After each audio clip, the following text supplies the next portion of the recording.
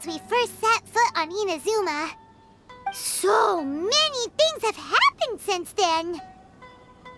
Yeah, we've definitely made some progress on our journey. So, where should we go today? Huh? What's up?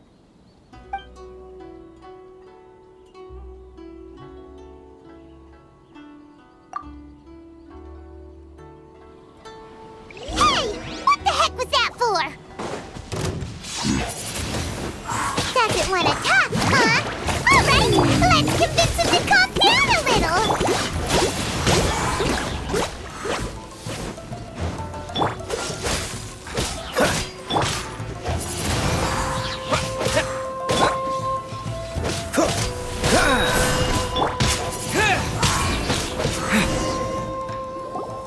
Huh?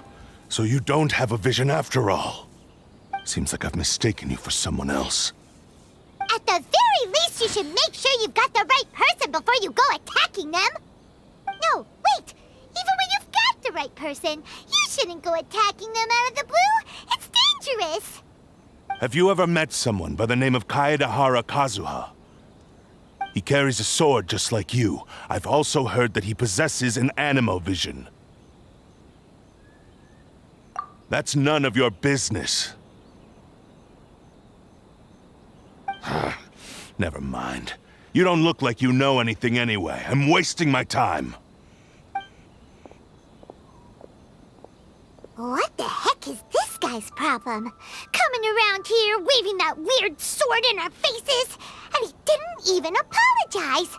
Seems like a real nutcase. Well, one thing's for sure. No way are we telling him anything about Kazuha. Right? Paimon has a feeling, though, that even if this guy gets to challenge Kazuha to a duel, he won't be able to beat him. Anyway, just to be on the safe side, we should go find Kazuha right away and tell him to watch his back. Oh?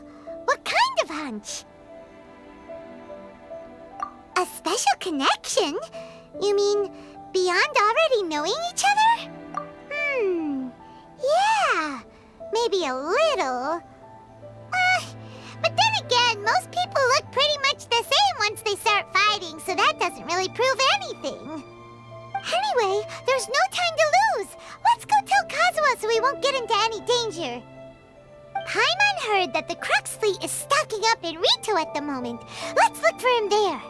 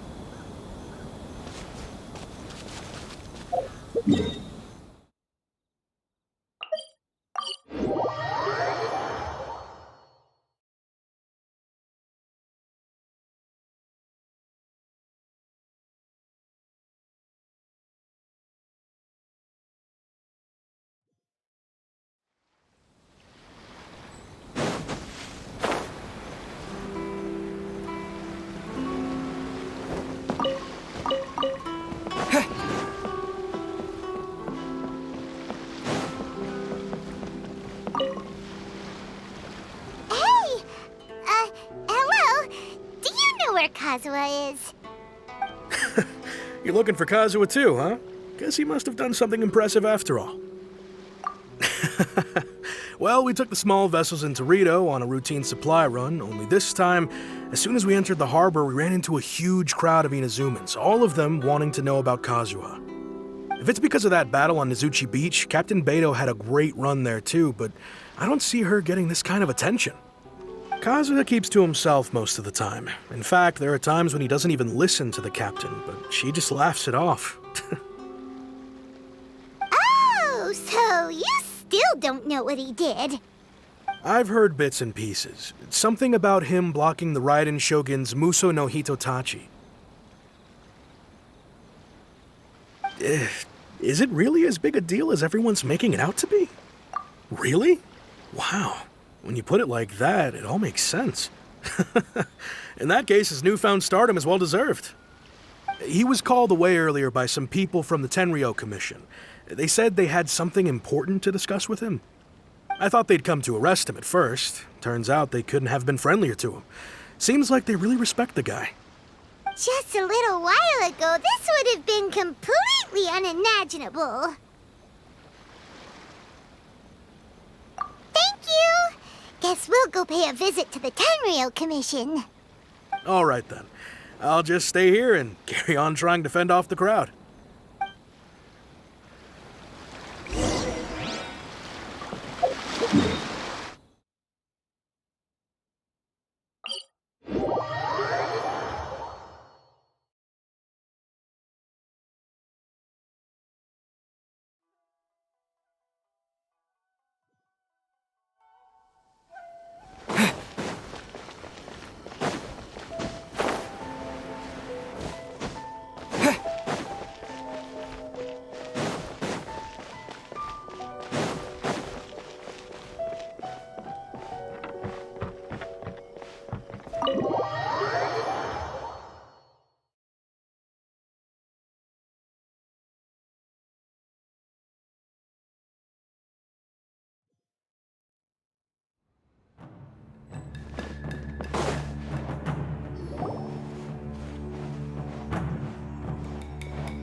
Oh? It's you. Greetings. We were just discussing the repealing of the Vision Hunt Decree. Since you're here, you're very welcome to listen in on the conversation. We invited Mr. Kaedahara here to extend a gesture of goodwill on behalf of the Shogunate. Your hard work has secured for us the agreeable state of affairs that we now enjoy. Also, I've been granted the chance to correct my clan's past mistakes, and for that, I'm deeply grateful. The Almighty Shogun has issued a large array of directives aimed at resolving, or at least easing, the tensions that have built up over the years. The Tri-Commission has made the recommendation to use this opportunity to restore the honor of the Kaedahara name. Regarding the history of the Kaedahara clan, I trust that you're already somewhat informed? In short, there was once a group of select bladesmiths who served the Shogun directly, responsible for upholding and further developing the traditional blade forging arts of the Almighty Shogun. The Kaedahara clan belonged to this class. But there came a time when some of these bladesmiths revolted and fled to Snezhnaya. Both the Kaedahara and Kamisato clans were held accountable for lax oversight and entered a period of great turmoil. We later learned that the whole misadventure had been secretly orchestrated by the Fatui. Attributing all of the blame to the Kamisato and Kaedahara clans was neither proper nor just. Considering Mr. Kaedahara has once more made an outstanding contribution to Inazuma, the Almighty Shogun believes he should not only be rewarded for his achievements, but also receive recompense for the excessive punishment borne by his clan in the past. In the interest of preventing further harassment of the bladesmith clans by the Fatui, we chose not to publicly release the findings of our investigations into these matters. We trust you can understand why this was necessary. This is a true honor. I am delighted to be in a position to receive the goodwill of the Almighty Shogun and the Shogunate at large. However, would I be correct to assume that this magnanimous gesture does not come without some strings attached? I can assure you that nothing could be further from the truth. We seek only to correct a past injustice. With the Kaedahara clan's reputation and occupation restored, the Kaedaharas will be bladesmiths once more, and your wanderings will finally come to an end. You will be able to lead a safe and prosperous life in Inazuma City with the Almighty Shogun's blessing and full support of the Shogunate. I have grown accustomed to life among the elements. I fear I would no longer feel at home behind the tall walls of a stately abode. Yet my ancestors did indeed take great pride in the name of Kaedahara, and the art of blade making for which it stood. I do have a responsibility to restore their honor. I sense some hesitation in your words. Should you accept this offer, I imagine many of the malicious rumors currently circulating through the populace will disappear. Malicious rumors? All we heard on the way here was so much praise that we almost wondered whether there was another Kaedahara Kazuha in town. Well, to some, the Muso no Hitotachi is something that can never be defeated. They cannot accept the idea that Mr. Kaedahara really parried the Shogun's strike. Also, eyewitnesses saw him using the power of Electro in addition to that of Animo. As a result, the falsehood that Kaedehara Kazuha was using a delusion began to spread. What? But that doesn't make sense. Using a delusion turns you old and frail, and Kazuha still looks fine. That is correct. However, to some people, the idea of a single person wielding two elements at once is a more inconceivable notion still. This is just one of many similar rumors. I am very uncomfortable with being the subject of public discussion, no matter whether it brings suspicion or stardom my way. But perhaps if the Shogunate is willing to publicly support me, this situation will blow over more quickly. This is precisely why I encourage you to give our offer some serious thought. It stands to benefit all of us. Please allow me some time to consider. In fact, let us put this discussion on hold for the moment. Well then, what brings the two of you here? Yikes! We nearly forgot about the most important thing! Why would such a dangerous individual be looking for me? No, this puzzles me as much as it does you. My fighting forms were taught to me by my family, based on techniques originally developed for blade testing. We undergo rigorous training to standardize every motion the blade is put through, so that each can be fairly assessed for quality. Over time, these techniques came to form something of a Kaedehara sword art, focused on blade testing, but with a full repertoire of combat forms. Those forms are quite different from the more practical ones typically used by samurai in battle. So it's hard to imagine that the similarity you speak of was coincidence alone. All the more reason to watch your back! This guy was a serious nutcase. Indeed. He sounds highly aggressive. Anyone he targets is at risk of serious injury, or worse. In that case, I will send some men out immediately to search for him. Thank you.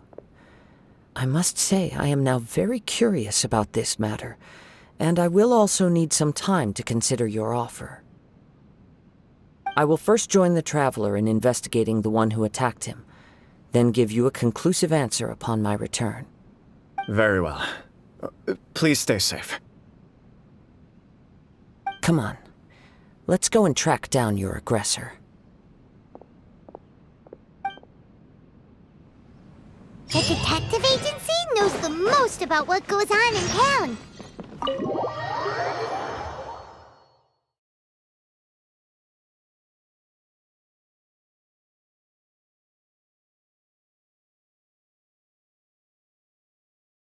Let's see what Ryuji has to say.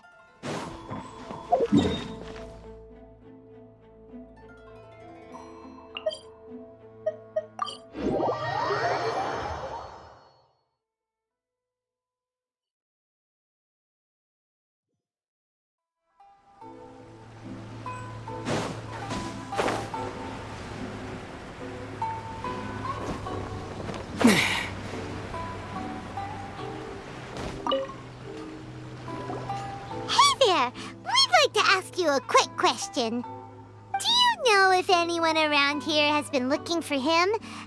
For Kaedehara Kazuha, we mean. Aha! So this is the renowned Mr. Kaedehara. I've heard a lot about you. It is an honor to finally meet you today. You are too kind. We are currently investigating an assault and would appreciate any help you can offer.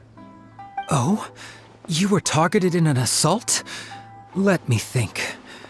I can't seem to recall anything of immediate interest. Mr. Kaedehara is currently the talk of the town, so there are always a lot of people looking for him. To be honest with you, our detective agency has recently been receiving many inquiries from people wishing to obtain Mr. Kaedehara's personal information. Some of them were offering us millions of mora just to gather the information they want. If these were more legitimate commissions, Sango would have snapped them up in an instant. Millions? Of mora? Whoa! Oh, wait, even at that price, you probably still shouldn't. Please, accept my thanks for looking out for my privacy. Of course. No matter what, we only take on legitimate cases. We don't make our money by revealing details of other people's day-to-day life just for the sake of it. Sorry, I got a little off topic. What I'm really trying to say is, it doesn't surprise me that a complete stranger is looking for Mr. Kaedehara. But I wouldn't know where to begin if we want to connect this with an assault. Then let's put that connection aside for now. Have there been any other attacks or similar incidents recently that stand out as particularly unusual? The Tenryou Commission had very few leads, and I thought you might have some information from different sources. It's true that the commissioners aren't clued up about every little thing that goes on out in the streets.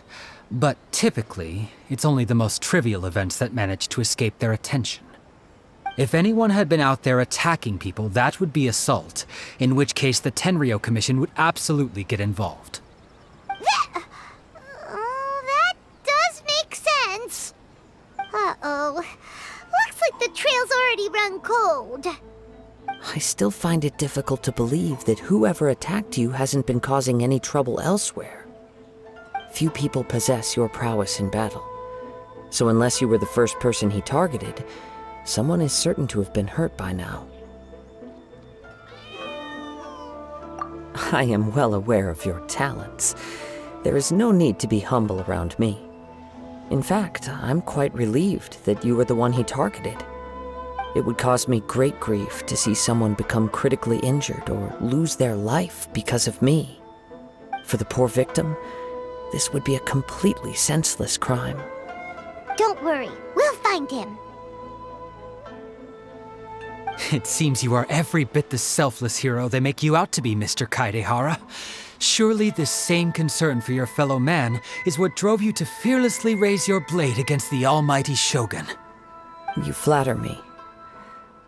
Truth be told, I don't know quite what came over me in that moment. You are much too humble. Don't worry, I completely understand your concerns. I will try my best to gather whatever leads I can for you. Oh, actually, there was one strange incident over the last few days. It doesn't involve an attack, though. Let me tell you about it just in case. Sure. During times like this, the more information we have, the better. All right then. Recently, 2 people went missing from the city at around the same time. One of them is a pretty well-known collector, surnamed Nagato. The other, Amenoma Yuya, is a samurai from the Amenoma clan. Amenoma. Now there's a familiar name. Right. Yuya is the nephew of Amenoma Togo, the owner of Amenoma Smithy. 2 grown men going missing at the same time. Their cases are likely connected, but I don't know much in the way of details.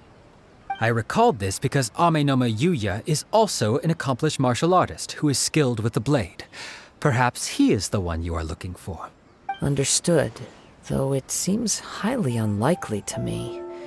I neither know this man, nor do I have any idea why he may wish to attack me. Sure, can't hurt. We never know what we might find out along the way. Thank you, Ryuji. We'll start by making some inquiries at the Amenoma Smithy. Sounds good. All the best with your investigation. I'll get moving shortly myself.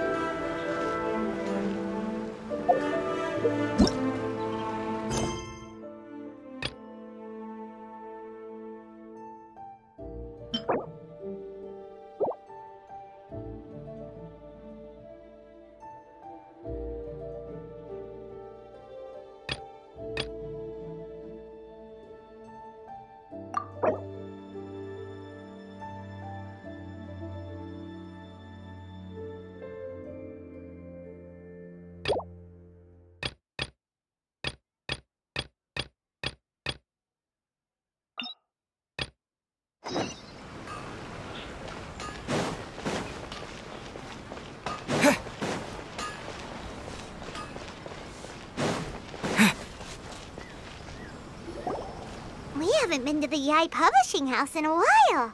Paimon wonders if they have any new books Listen, the one we read with A that time was pretty cool. Come on, this is a no-brainer, man. There's only one thing worth wishing for, and that is a ton of Mora. But the exam's next week. If I fail again, I'm seriously done for. I'm better off wishing that my exam goes smoothly. Ah, it's just an exam. Trust me, there's no problem you can't solve by throwing Mora at it. If it doesn't work, then just keep throwing till it does. What are they arguing about? It's quite a spirited debate.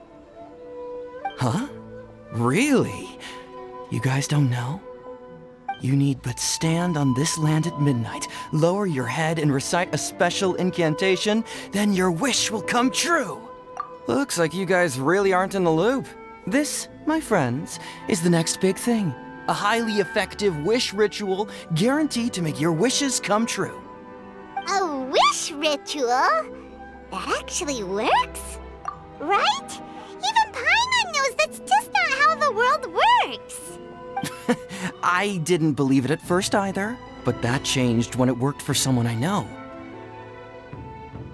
It's this guy called Kunihiko. He's practically always been unemployed, wastes his days away, and he owes a lot of money. Like a lot, but get this. I don't see him for a few days, and suddenly I find him dressed to the nines and feasting at a high-class restaurant. I heard it directly from him. He used this wishing ritual, and the next day he woke up to find his whole bed filled high with Mora. His whole bed was filled with... Wow!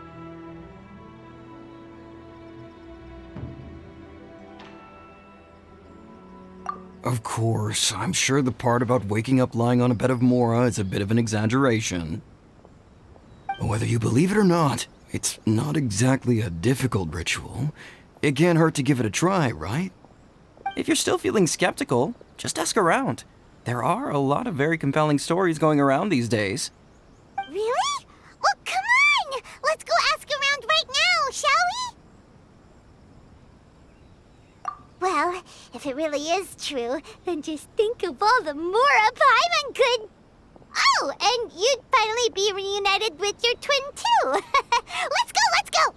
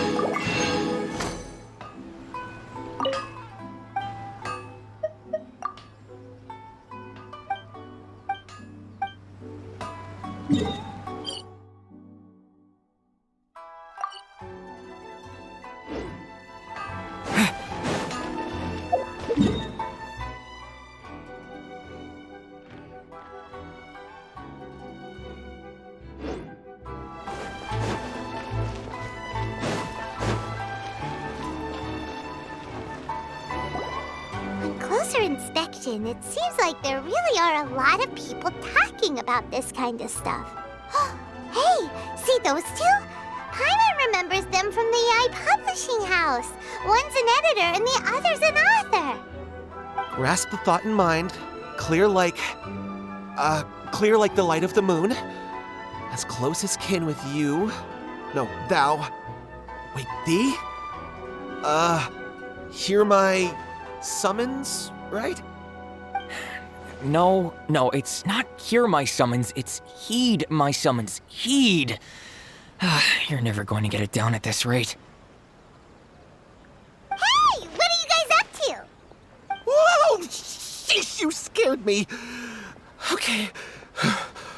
Okay. Where did I leave off with the incantation again? Incantation? Are you guys trying out this new wishing ritual stuff too? Junkichi is trying it out, to be specific. He's hit a bit of a creativity block recently, so I'm helping him make a wish so that he can move past it.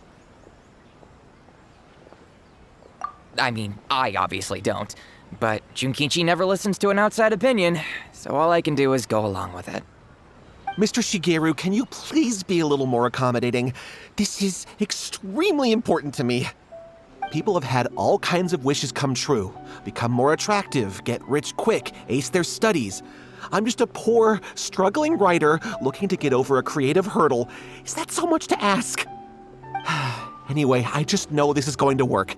I have a gut feeling about it. Didn't you say the same thing when you went to make your wish at the Grand Narukami Shrine? Oh, I just know this is gonna work. I have a gut feeling about it. The omamori from the shrine take too long to have any effect on your luck. All right, enough of that. Help me get this incantation down. My new book depends on it. Look, to be completely honest, I think you need to sit down and have a good think about what kind of story you want to write. Where's all that self-confidence you had when you first started out? Look at you now, trying dubious methods from any old light novel.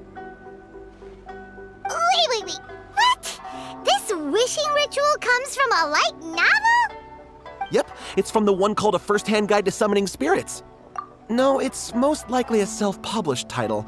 It just appeared out of nowhere and took Inazuma by storm. As a fellow writer, I'll refrain from passing comment on how well the story is written, but everyone is saying the wishing incantations it contains are the real deal. Look, Junkichi, yes, everyone's saying it's real, it works, but that's only half the story. I've also heard lots of people saying that everyone who's had their wish granted using this method starts behaving strangely. What's so surprising about that? They're probably just giddy with joy at having their wish come true. This is starting to sound a little suspicious. Why don't we go to the Grand Narukami Shrine and ask Yaimiko about it? She's the expert when it comes to both light novels and the supernatural.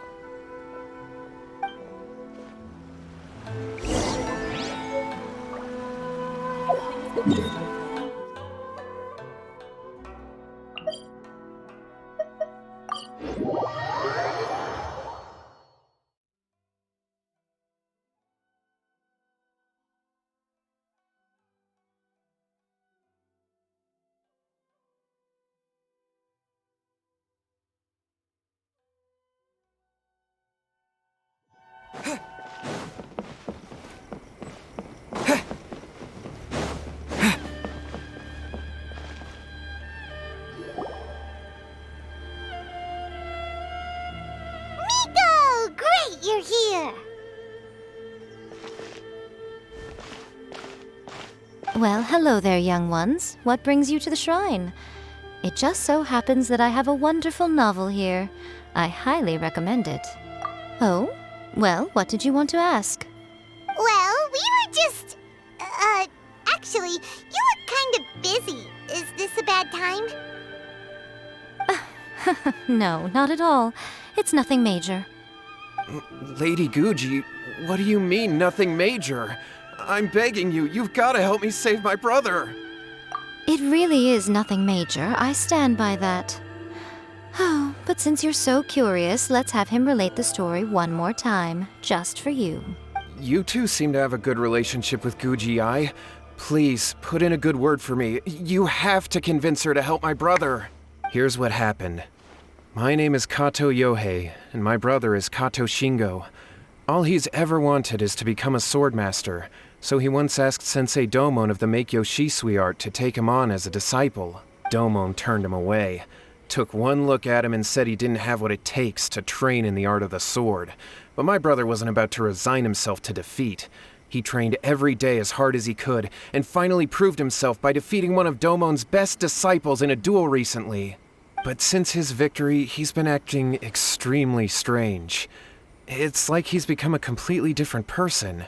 The doctors can't find anything wrong with him, so I'm betting it must be the work of an evil spirit. That's why I'm here, begging for Guji-ai's help. You know, there really aren't as many evil spirits lurking around as you seem to think. Your brother achieved the goal he'd been striving toward for as long as he can remember, and now it's gone. It's only natural that he feels a little empty and lost while he's trying to find a new direction.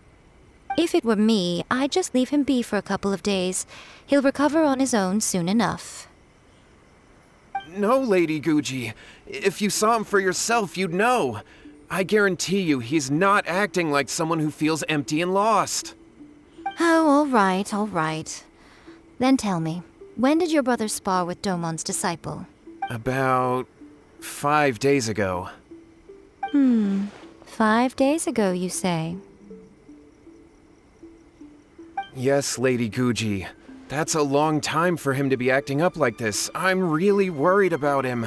Our greatest wish is to one day found our own school, just like Domon. We can't jeopardize that dream now. Wait a minute, now I'm a little confused. Are you here to save your brother, or are you here to make your dreams of founding a martial arts school come true? Well, they're kinda two sides of the same coin, aren't they? Whatever. Let me ask you this. Have you heard of any interesting new rumors lately? If so, I'd love to hear about them. What? Rumors? I haven't heard anything. Oh dear. Well, that's too bad.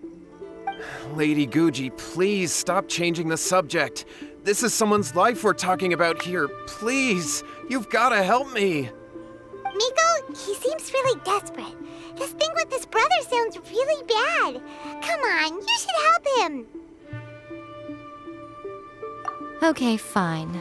Then it's decided. Yay, Miko! So you're gonna help him? Kato, whatever your name was, these two guests are trusted acquaintances of mine, and in fact, they are experts in resolving all manner of strange and supernatural phenomena. Exorcisms and that sort of thing are all in a day's work for them. Yeah! Wait a sec! Really?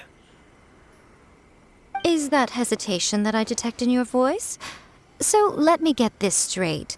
You come begging to me for help, I actually recommend someone for the job, then suddenly you start doubting me? Not at all, never. Whatever Lady Guji says, I trust wholeheartedly. Thank you two for your willingness to help. Please follow me. No, hold on a hot second, Miko. We may be a lot of things, but we ain't exorcists! Don't worry. If he wants an exorcism, just grab a handful of salt and mutter some mumbo-jumbo while you're sprinkling it around. It's a common trope in light novels, right? You just have to have a bit of bravado. As soon as the protagonist gains self-confidence, everything else just magically falls into place. Well, you were the ones who seemed concerned about his situation. Don't you think it would be a little unfair to make me do all the work? Besides, we both know you wouldn't be here at the Grand Narukami Shrine unless you had a request for me too. This is an opportunity to demonstrate that you come in good faith. This feels all wrong. But you technically have a point, so... All right, let's go. Don't worry now, I'll be coming along too. Okay, let's follow Yohei and go visit his brother. What is going on here?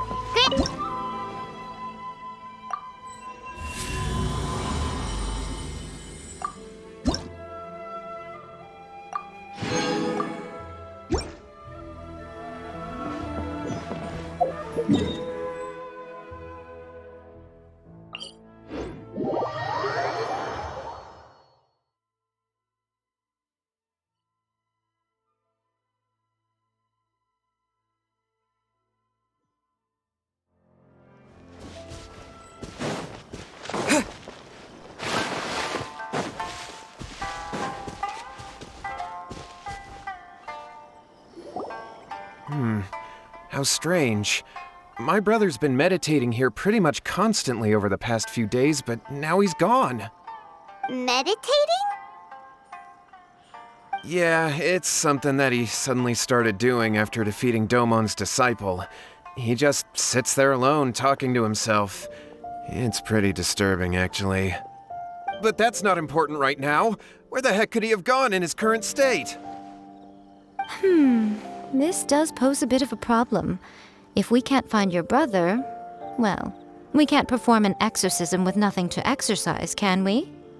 Kato, whatever your name was, given the circumstances, why don't you start by going to find your brother and also picking up a handful of salt on your way?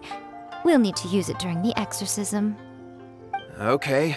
Okay, got it. I'm on it. Miko, what about us? Shouldn't we help look for his brother too? No need. While What's-His-Face is handling that, we'll take a walk around and ask people what they know about the two brothers. Maybe we'll find out some amusing details.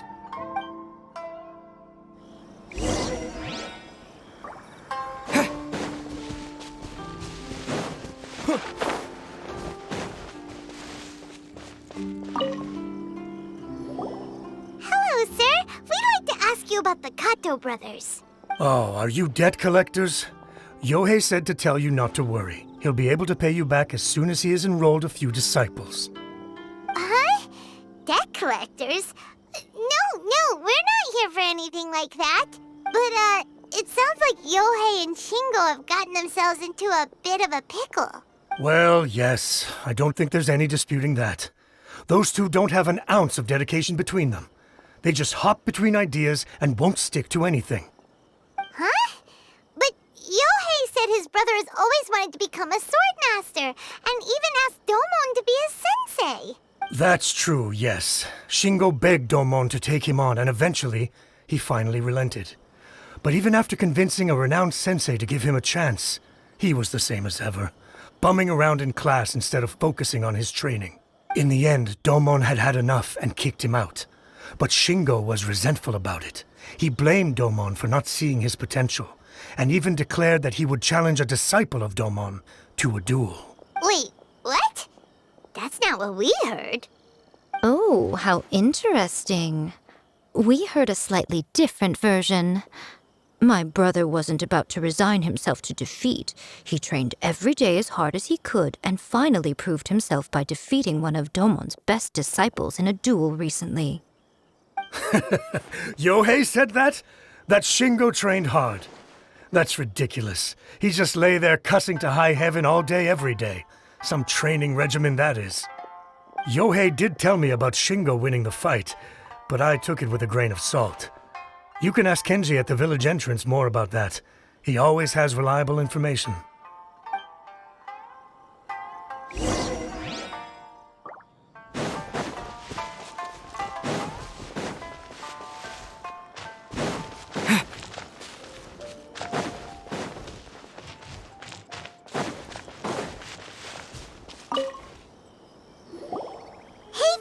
We've come to ask you about the Kato brothers.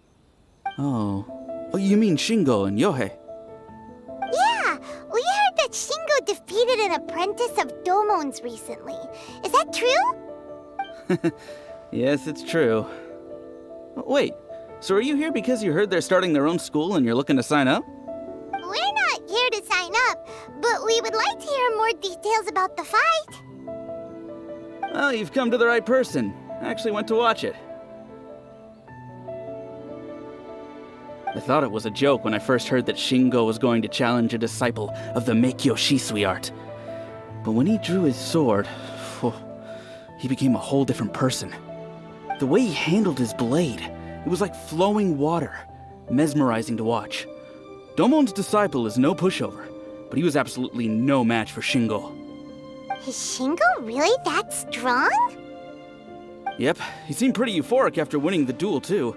He was celebrating very vocally, saying something like, "What a duel. I haven't felt this good in a long time." Any other details to share? We've heard that Shingo has been behaving rather out of character since then. I'd definitely say that he has more energy than he used to. In the past, he never used to do much except lie around sunbathing all day. But just yesterday, for example, I saw him cutting down trees for the village head. In the space of one afternoon, he did what most people couldn't finish in 3 days. Not only that, but he managed to fell a lavender melon tree with just one kick. Oh.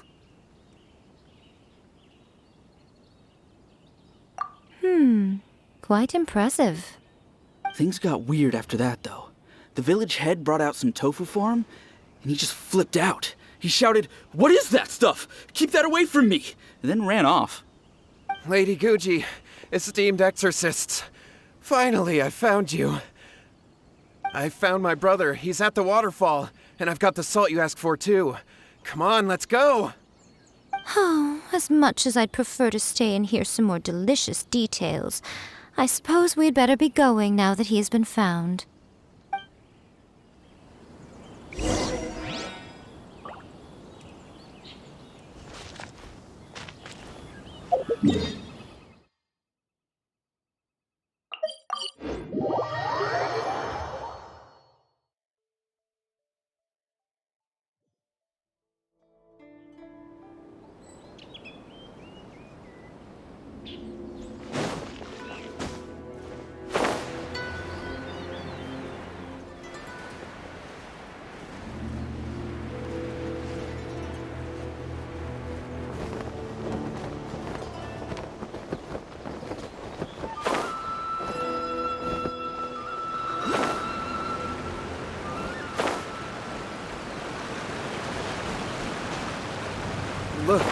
Look over there. That's him at the waterfall. So this is Yohei's brother. Whoa. He's meditating while sitting in a waterfall. That's pretty wild. Hey, listen! He's talking to himself.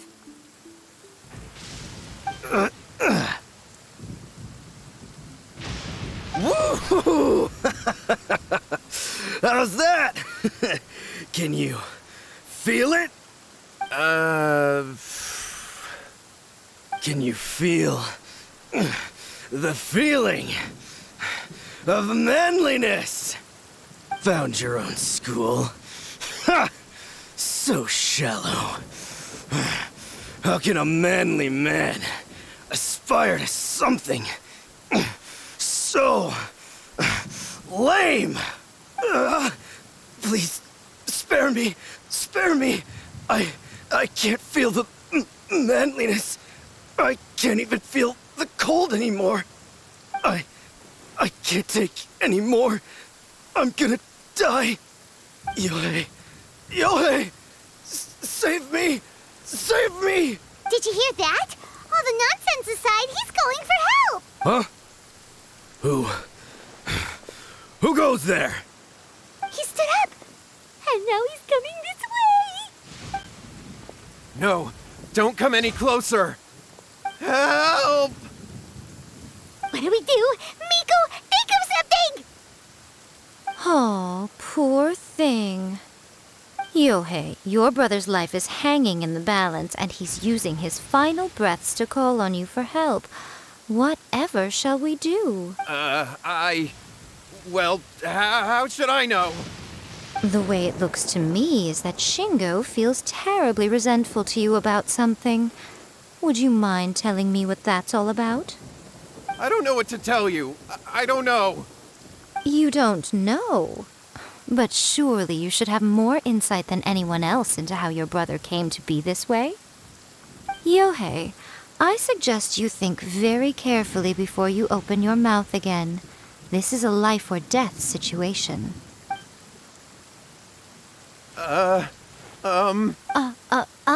Your brother is your closest relative. You must have noticed straight away when he started acting out of character. And yet, 5 whole days pass before it occurs to you to come and seek help from me. You really expect me not to notice the gaping holes in your story? But, As you wish. It's fine by me if you don't want to tell the truth. But after Shingo dies, you'll be next. It's futile trying to escape. Anywhere in the world you run to, it will be right behind your back. After all, you did summon it together. Ah! All right, I'll talk. I'll tell you everything. My brother and I used a wishing incantation. We made a wish. Yes, that's it. The one that's all the rage right now. You just have to recite an incantation at midnight and your wish will be granted. Just like the book described, we drew the magic symbol, stepped inside it barefoot at midnight, said the incantation, And lo and behold, spheres of light appeared all around us. After my brother wished to become a swordmaster, it really worked. Out of nowhere, he suddenly had these amazing sword skills. But his whole personality changed too, because I was worried that if he goes back to normal, he'll lose his skills with the sword. If that happens, it'd ruin our plans to start a martial arts school, and we'd be back to being poor. I just wanted to keep this under wraps until we'd managed to get the dojo set up and paid off our debts. So then, why'd you go to the Grand Narukami Shrine? Well, 'cause with the way he's acting now, I was worried that rumors might start spreading that he's gotten involved in the occult arts or something, and then no one would want to sign up as his disciple. So I was thinking that maybe Lady Gucci might have a way to get my brother back to normal, but let him keep his sword skills. My, look at you with your ingenious schemes. Stop deluding yourself. These newfound sword skills are not his. They belong to the spirit that has possessed him. You're right, you're right. We were wrong to do what we did. We had this coming. All right, then. Your turn now, my little friend. Toss the salt, and then draw your sword.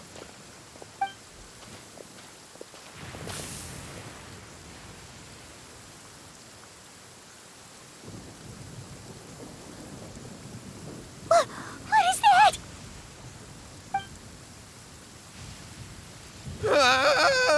It's the spirit! See that? That's what you summoned. And look, now that Shingo's no use, it's coming straight for you. Save me! Save me! Miko! He fainted! What do we do now?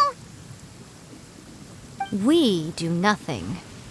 But you, little one, just a quick fight and this will all be over. Who's this? Ah, a fellow swordmaster. Come on, fight me!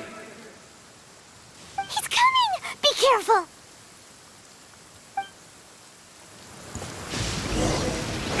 Let me try my Dodge this! With the wind! You hear thunder?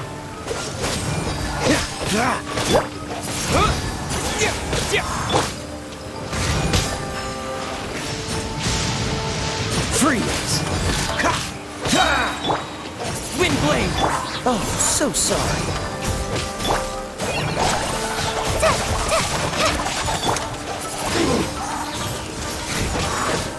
You dodge this! Nova, get them! cut down.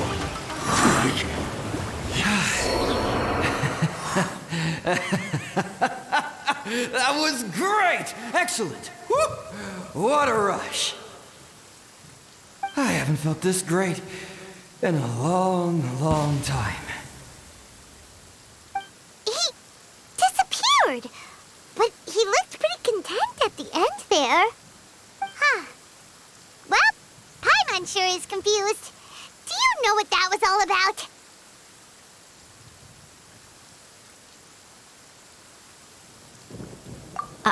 We can talk about it later. They're about to wake up.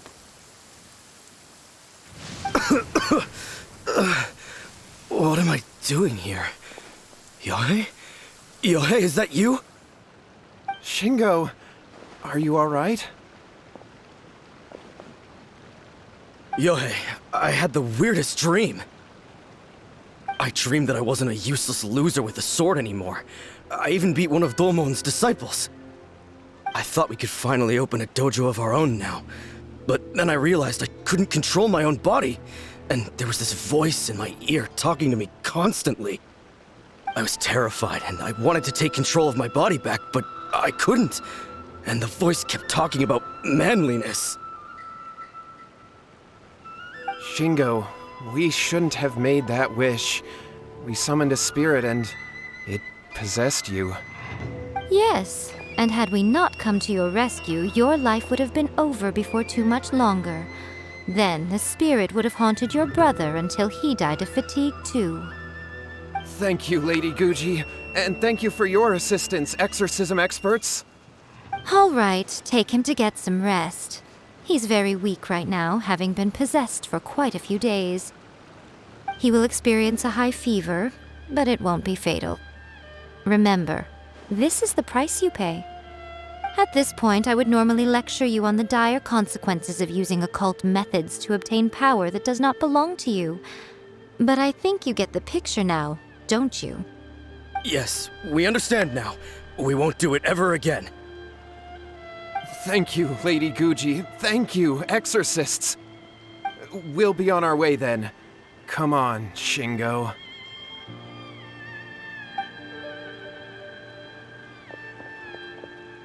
Miko, would they really have lost their lives if we hadn't gotten involved? And if so, why the heck were you so reluctant to help out? Oh, they would have been fine. I had to scare them a little, though. Otherwise, I hardly think these two lazy rascals would have learned their lesson. So, what was it that possessed Shingo?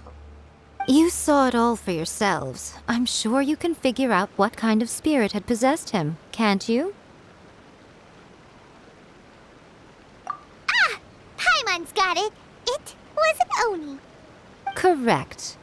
Although it possessed Shingo, it didn't have any ill intentions. As a matter of fact, it actually seemed like it was trying to train Shingo to become bolder. Huh. Fair enough. But it seemed like it had the opposite effect. Tossing salt caused it to temporarily leave Shingo's body. Then, you exhausted its strength by fighting it, so it disappeared. Even if we'd done nothing at all, Shingo would have eventually become too weak for his body to host the spirit, and it would have left of its own accord. Of course, it would have been more stressful for Shingo and Yohei that way.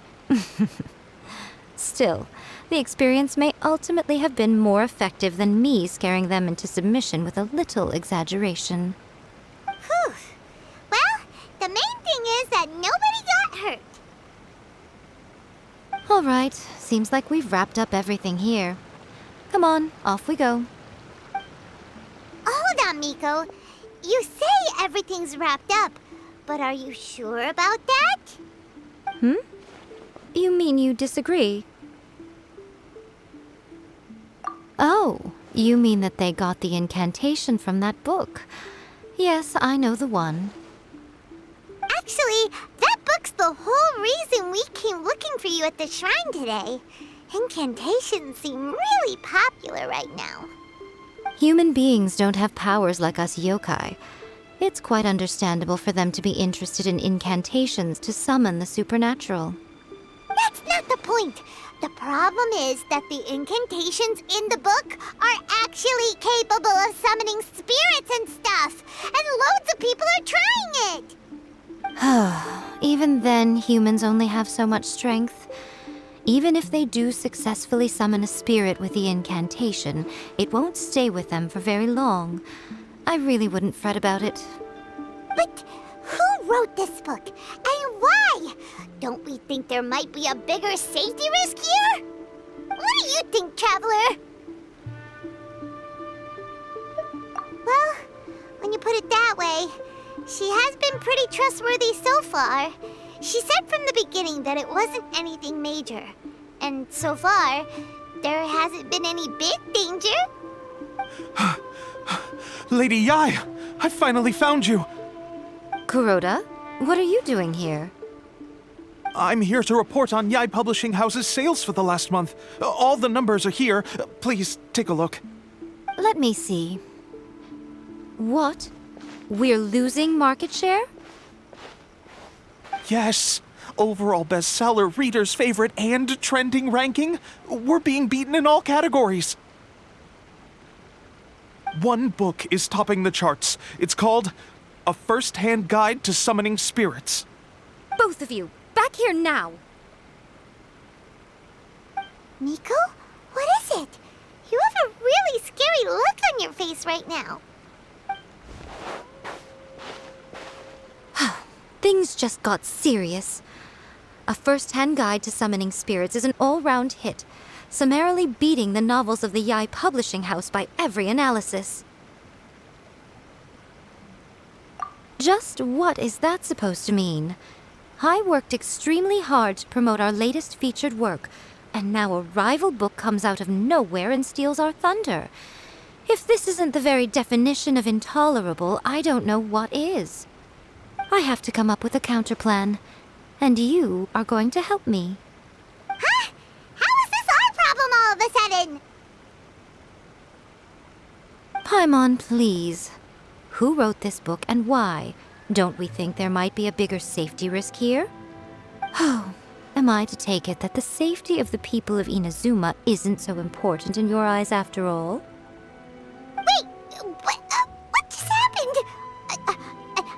Again, you technically have a point, but this feels all wrong. Nothing's wrong, okay? Come on. We're going to war. I'm going to head back and make some preparations. Meet me outside the Yai Publishing House.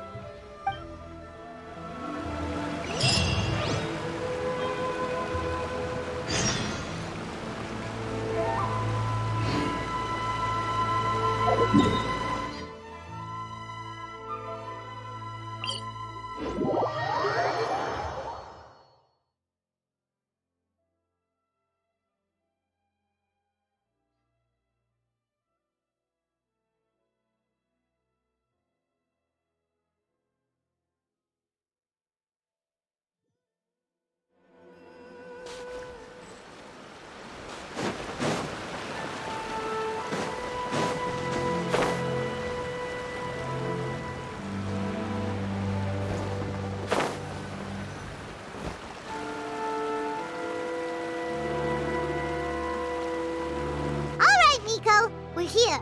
So what's your plan of action to deal with this rival book? Why don't you take a guess? I'll give you a hint. It's to do with the Yai Publishing House. Oh, Paimon knows! Combine the reputation of the Yai Publishing House with the status of Guji Yai and tell everyone that the incantations in that book are dangerous! Oh, wow! Your first guess and you got it absolutely wrong.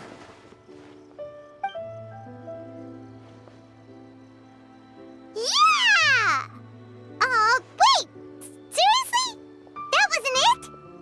A first-hand guide to summoning spirits is the hottest light novel right now.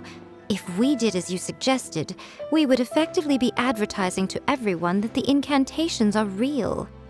In bending over backwards trying to warn everyone about the dangers, all we would accomplish is to create more curious readers ready to try them out. Also, sales for the book would only increase further. Okay, yeah, that would be pretty catastrophic. Oh, how about we confiscate all the copies? Leaving aside the issue of the enormous manpower and resources such an operation would require, going to such lengths over a light novel would be extremely disruptive to the lives of Inazumans. But that means there's nothing we can do. Well, I've been thinking. I've read A First-Hand Guide to Summoning Spirits. It has many other good qualities besides the incantations alone. The book contains many ancient kaidan, or tales of the supernatural, and is written in a very engaging way.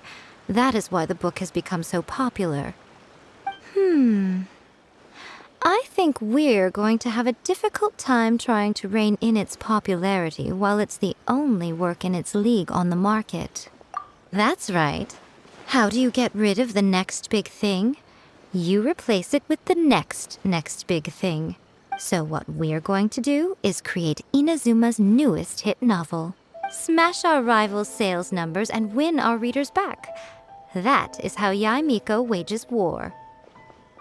Incidentally, this will also be the best way to combat the influence of A First-Hand Guide to Summoning Spirits. Wait, Miko, so you want us to write a novel? Well, becoming an accomplished novelist certainly isn't an overnight process. But let's not forget that I am the chief editor of the Yai Publishing House. I have my ways. I did say this is what we're going to do. I trust that the word teamwork is in your vocabulary. Anyway, there is a writer submission event going on at the moment. Start by talking to readers and finding out what they're into. When you have an idea of what the current trends are, come back and see me. I'll be at Uyu Restaurant. Find me there when you're done. I will assemble a team, and we can work while we eat.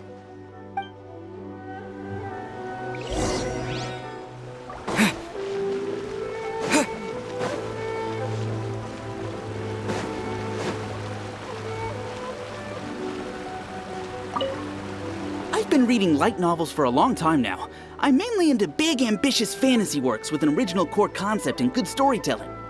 These days, though, everyone seems to be imitating each other. Most of the time, I can guess what the story is about just from the title.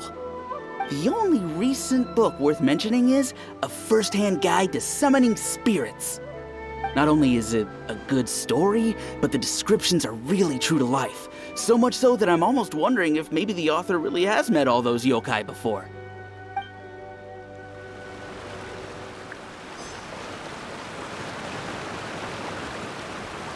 The key to a successful light novel is having good illustrations. When to use illustrations, what they should contain, and which artists you should commission for them. These are all key things to bear in mind. Good illustrations can make up for bad writing. But on the flip side, a bad illustration can ruin your novel, even if you have the best story in the world. There's a saying that light novels are essentially a case of buy art, get words free. I'd agree with that. Too bad most of the top artists have jam-packed schedules, so it's extremely difficult to commission them. The illustrations in A First-Hand Guide to Summoning Spirits are incredible, but it's unlike any art style I've ever seen before.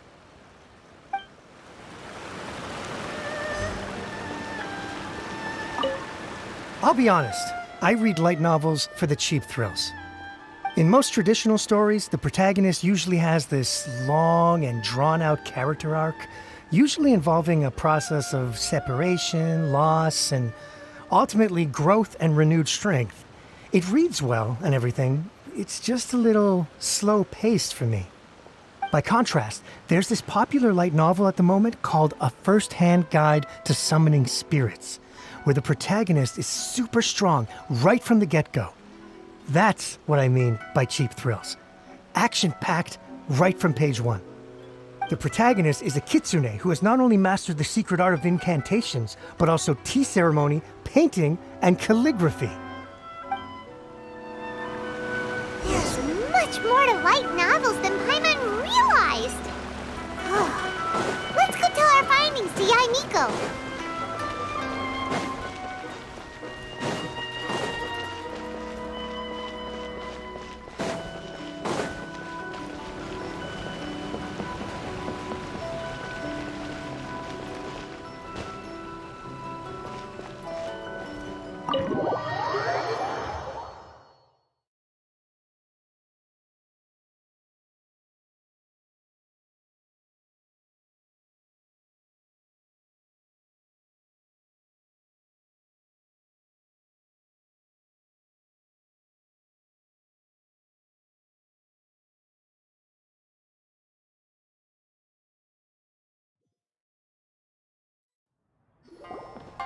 Ah, there you are. Let me introduce the team. You've already met Junkichi and Shigeru. Shigeru is an experienced editor, and Junkichi is the author he's partnered with. Junkichi's working through a creative lull at the moment, but all his past works have been very popular with young people.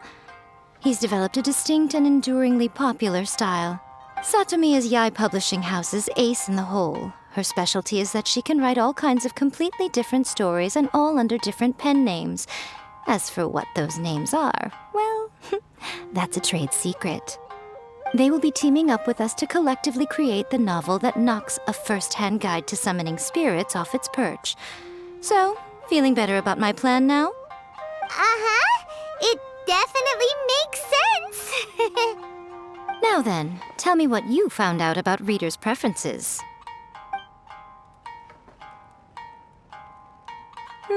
All very true.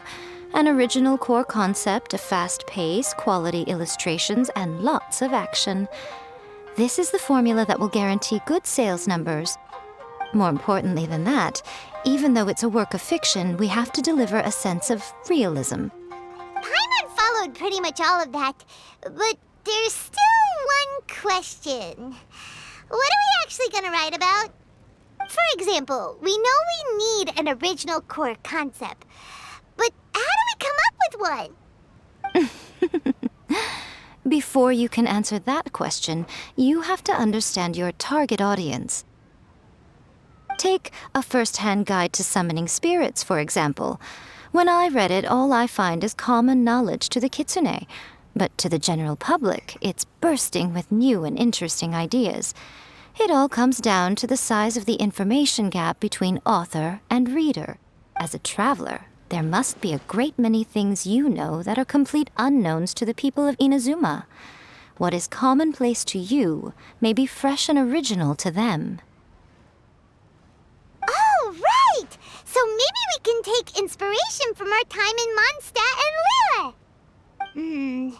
But that would make it a completely different genre than a first-hand guide to summoning spirits. Is that gonna be a problem? Not at all.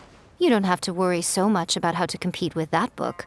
All you have to do is provide some interesting ideas based on your travel experiences. As long as the core content is interesting, my expert team here will be able to flesh out the details. Alright, let's start with Chapter 1 then. What are you thinking?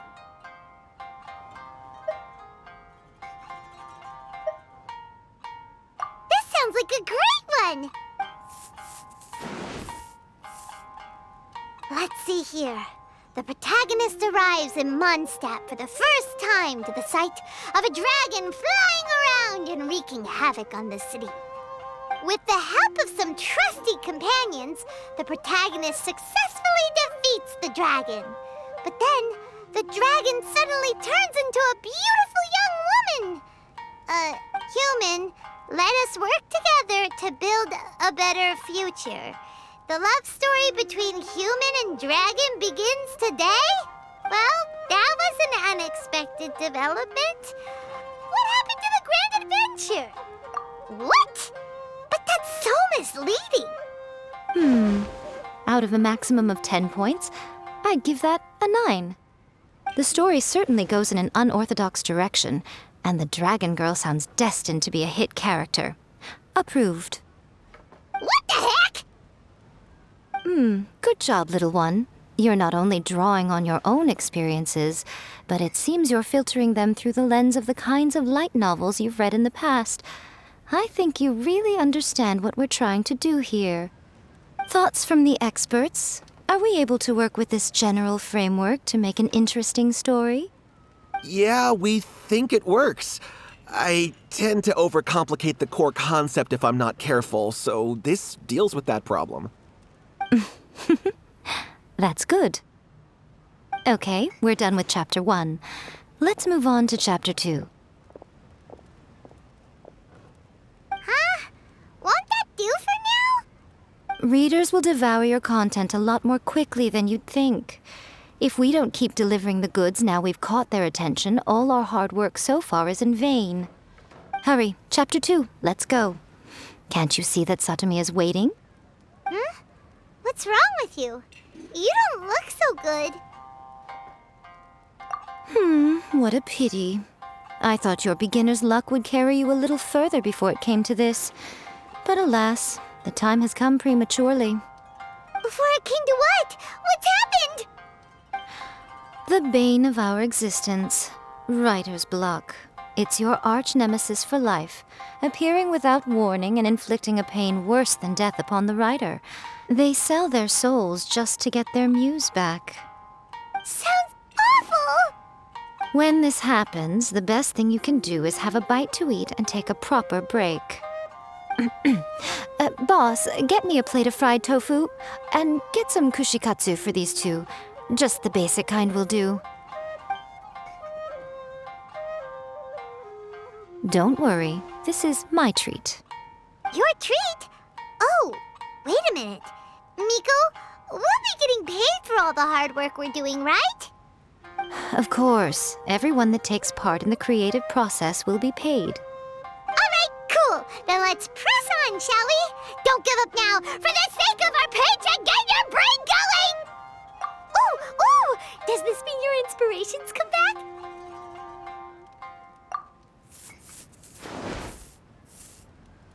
Let's see now.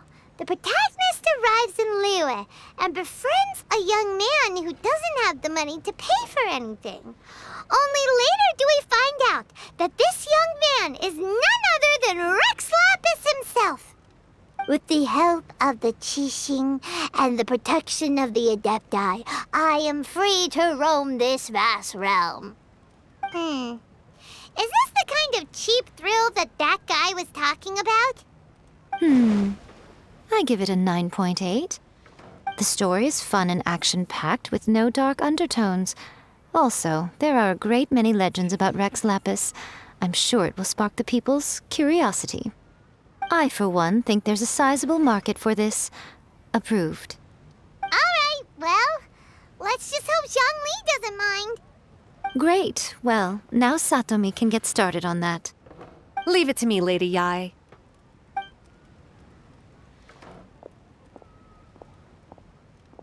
Let's write about Inazuma in the 3rd chapter, shall we? I can help with this one. We can use the Vision Hunt Decree or your experience in the Resistance. Any ideas? Clearly very closely based on your own personal experience, with no major changes at all. That's fine. Since it's something that took place in Inazuma, it might actually be more interesting to readers if it's grounded in the truth. One thing, though. We'll need to rewrite the part about me giving you the Omamori. Let's change it to... The mysterious Lady Kitsune teaches the protagonist a spell that can make their wishes come true. The protagonist uses this spell to defeat the Raiden Shogun in battle. That should do the trick. Whoa, so we're really going head-to-head with our rival on this one, huh? I suppose so. Once they're done writing the manuscript, I'll write the passage where the protagonist recites the incantation myself. Are we done then? Do you really think this will be able to beat a first-hand guide to summoning spirits? The content is fine. Now we just need to promote it. I will contact an artist to make some illustrations. I'm positive they will be at least as good as those in A First-Hand Guide to Summoning Spirits. We'll also need an endorsement on a paper band around the book. I can get the wonderful Ms. Hina to write that. She runs a regular Q&A column in That's Life magazine. The people of Inazuma absolutely adore her. You're free to take a break while the creative team is doing their work, but please go by the Yai Publishing House at some point to commission Ms. Hina for that recommendation. Once our light novel is complete, let's meet at the writer's submission event.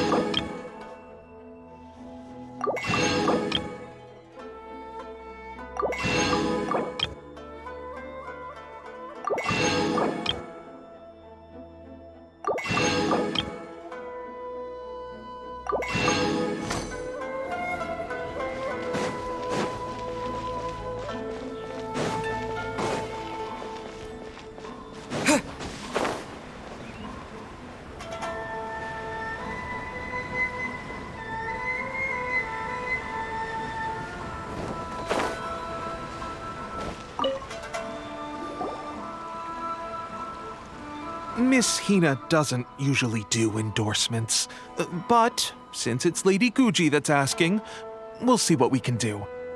With Miss Hina getting so popular lately, a lot of people have come to us hoping to do a collaboration. But Miss Hina's not interested in any of it. She still prefers to focus all her efforts on replying to readers' letters, and turns down every promotional opportunity she can. Maybe that's why her fans like her so much. I'm getting off topic here. Anyway, if we can get that endorsement from Miss Hina, you'll definitely get an exposure boost at the beginning. May your light novel sell well and set a new record for the Yai Publishing House. We'll do our best.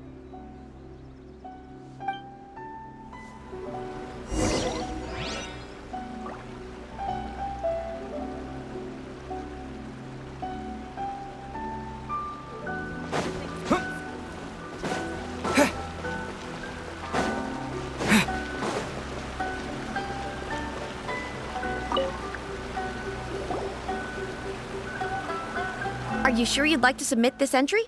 Let me see. The Miraculous Adventures of the Traveler by Thousand Hands. What a strange pen name. Definitely your doing. Having been around you so much recently, Paimon's slowly starting to understand your unique tastes. What do you mean, strange? It took a lot of work by a lot of different people to get this thing finished. Don't you think it's a very descriptive pen name? We'll get this printed as a matter of priority and conduct trial sales in pilot locations throughout Inazuma. I'll announce the sales numbers in 3 days. Uh-oh. Paimon's getting a little nervous now. Do you really think this is gonna work? That's right. Be confident in your work. That's exactly how a light novelist should be. Okay, then I'll sign you up. Please come back in 3 days for the results. Thank you all for your submission. I wish you the very best of luck.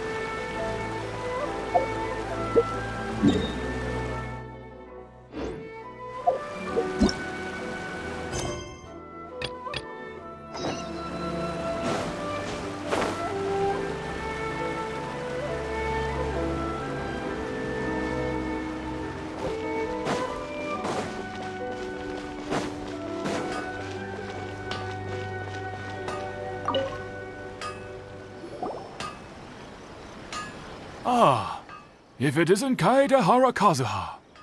What brings you here today? Huh? You two know each other? Yes, the Kaedehara and Amenoma clans were both members of the Raiden Gokaden. Historically, there have always been deep links between the two clans. After I returned to Inazuma, I visited Mr. Amenoma to pay my respects. Let me quickly explain. The Raiden Gokaden was the collective term for the 5 most acclaimed bladesmithing arts in Inazuma.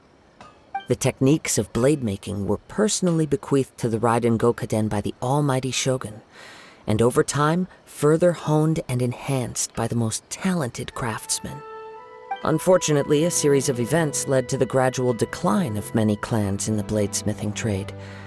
Today, only the Amenoma clan has kept its art alive. So sad. It is a great pity indeed. In the old days, we each had our specialties, and just as iron sharpens iron, so too did we learn much from each other. As an example, the Amenoma art strives to emulate the abiding patience and determination of water as it turns stone to sand. There is nothing mystical to our work. There is only practice, day in and day out, until both body and mind have memorized the craft, turning each motion of every technique into an intrinsic part of the bladesmith's life. As for the art of the Kaedehara clan, I believe it's called the Ishin art. That's right. Ishin art strives for complete harmony between blade and mind from the moment that forging begins. For only a blade thus forged can capture and convey its maker's thoughts and feelings, and eventually become an extension of its wielder's will. Indeed. Most samurai choose their blades, but an Ishin blade chooses its owner. You are, without a doubt, the most worthy wielder of an Ishin blade. It gladdens my heart to see that although the Kaedehara clan has fallen on hard times, its ideals and virtues are alive and well. You overestimate me. My actions are guided by my own personal sentiments, not by any noble aspirations on behalf of my clan. But let's get back on topic. The purpose of our visit today is to gather some information on your missing nephew. We hope to assist with the investigation. It may turn out that this case is connected to another we are pursuing. Ah, yes. My nephew. I reported the case to the Tenryou Commission, but I haven't heard anything back so far. He didn't say a word before he left, which is very unlike him. I'm still completely at a loss on what to make of it, but I've done what I can so far. Worrying is futile. All I can do now is wait for the news from the Tenryou Commission. We heard that there was a collector involved in the disappearance too. Know anything about that? Yes.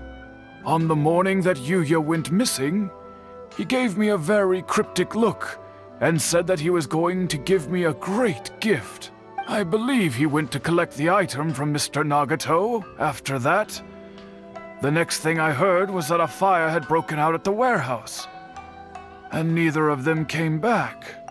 Yes, strange, isn't it? I wonder what could have caused it. Unfortunately, there was very little evidence left behind, so nobody knows what really happened. Do you have any thoughts on what Yuya may have wanted to give you? If I had to guess, it must have been some kind of rare weapon. Otherwise, there would have been no reason for him to get my hopes up. He's never been particularly interested in blade forging, but has always had a fondness for blade testing, and can sense even the most minute differences in blade quality. He is extraordinarily talented in martial arts, particularly when it comes to the art of the sword. Truth be told, we have some information that you may find to be objectionable. The person we are looking for, he attacked this friend of mine. Based on the evidence we have gathered so far, only Yuya seems to match the suspect's profile. What? No. Absolutely impossible. Yuya is not that kind of person. He is humble and kind. Even his training is done with the goal of calming his mind. He has never gotten into a fight before. Is that so? Yes. If there's one thing I can say for certain, it's that Yuya would never draw his blade without a very good reason. But, with that said, it's equally out of character for him to just disappear, with neither farewell nor fair warning. I also cannot know what course of action he might be capable of if coerced or otherwise compelled by circumstances unbeknownst to me. Anyway, should you find him, please let me know as soon as possible. Don't worry. You have our word. From the sound of that, Paimon doesn't think Yuya was the one who attacked us as well. Yes. It sounds as if something happened when the two men met each other. Let's pay a visit to the Nagato household.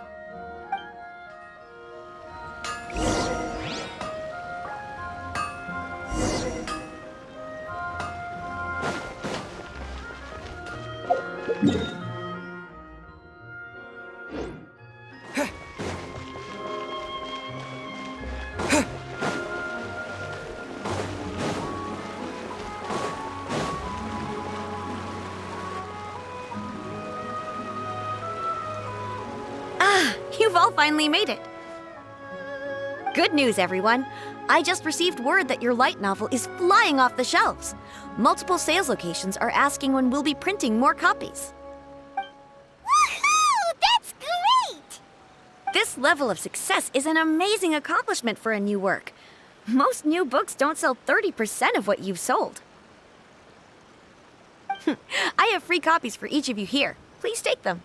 The payment will follow shortly, and I'll notify you to come and collect it when the time comes. Oh yeah!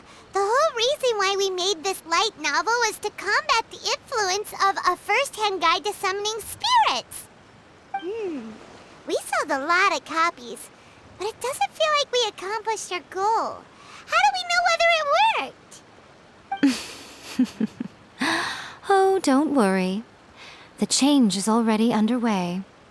Shh. Listen to what the people around us are talking about. The conversation has already moved on, hasn't it? Hey guys, have you heard about this latest Kaidan thing doing the rounds? You just need to recite the incantation from A First-Hand Guide to Summoning Spirits at Midnight, and your wish will come true! Oh, that? That's a throwback. That's old news, man. No one's talking about that anymore. The Secret Spells of Lady Kitsune is the new hit thing. I've already memorized all the incantations. The Secret Spells of Lady Kitsune? What's that? You haven't read it yet? Okay, so supposedly, if you recite the spell in there on a moonless night, you'll receive protection of the Kitsune and all the other powerful yokai. They can make any of your wishes come true. I heard that the incantations in A First-Hand Guide to Summoning Spirits have weird side effects. This one guy wished for a load of mora and got it, but then one night it all turned to leaves and he developed a high fever. They actually had to use one of the secret spells of Lady Kitsune to get rid of the discomfort. That proves that the incantations in this book are more potent than the ones everyone was trying before. Pretty much everyone I know is desperate to try it out. Just waiting for a moonless night. Really? Well, I better go and prepare too.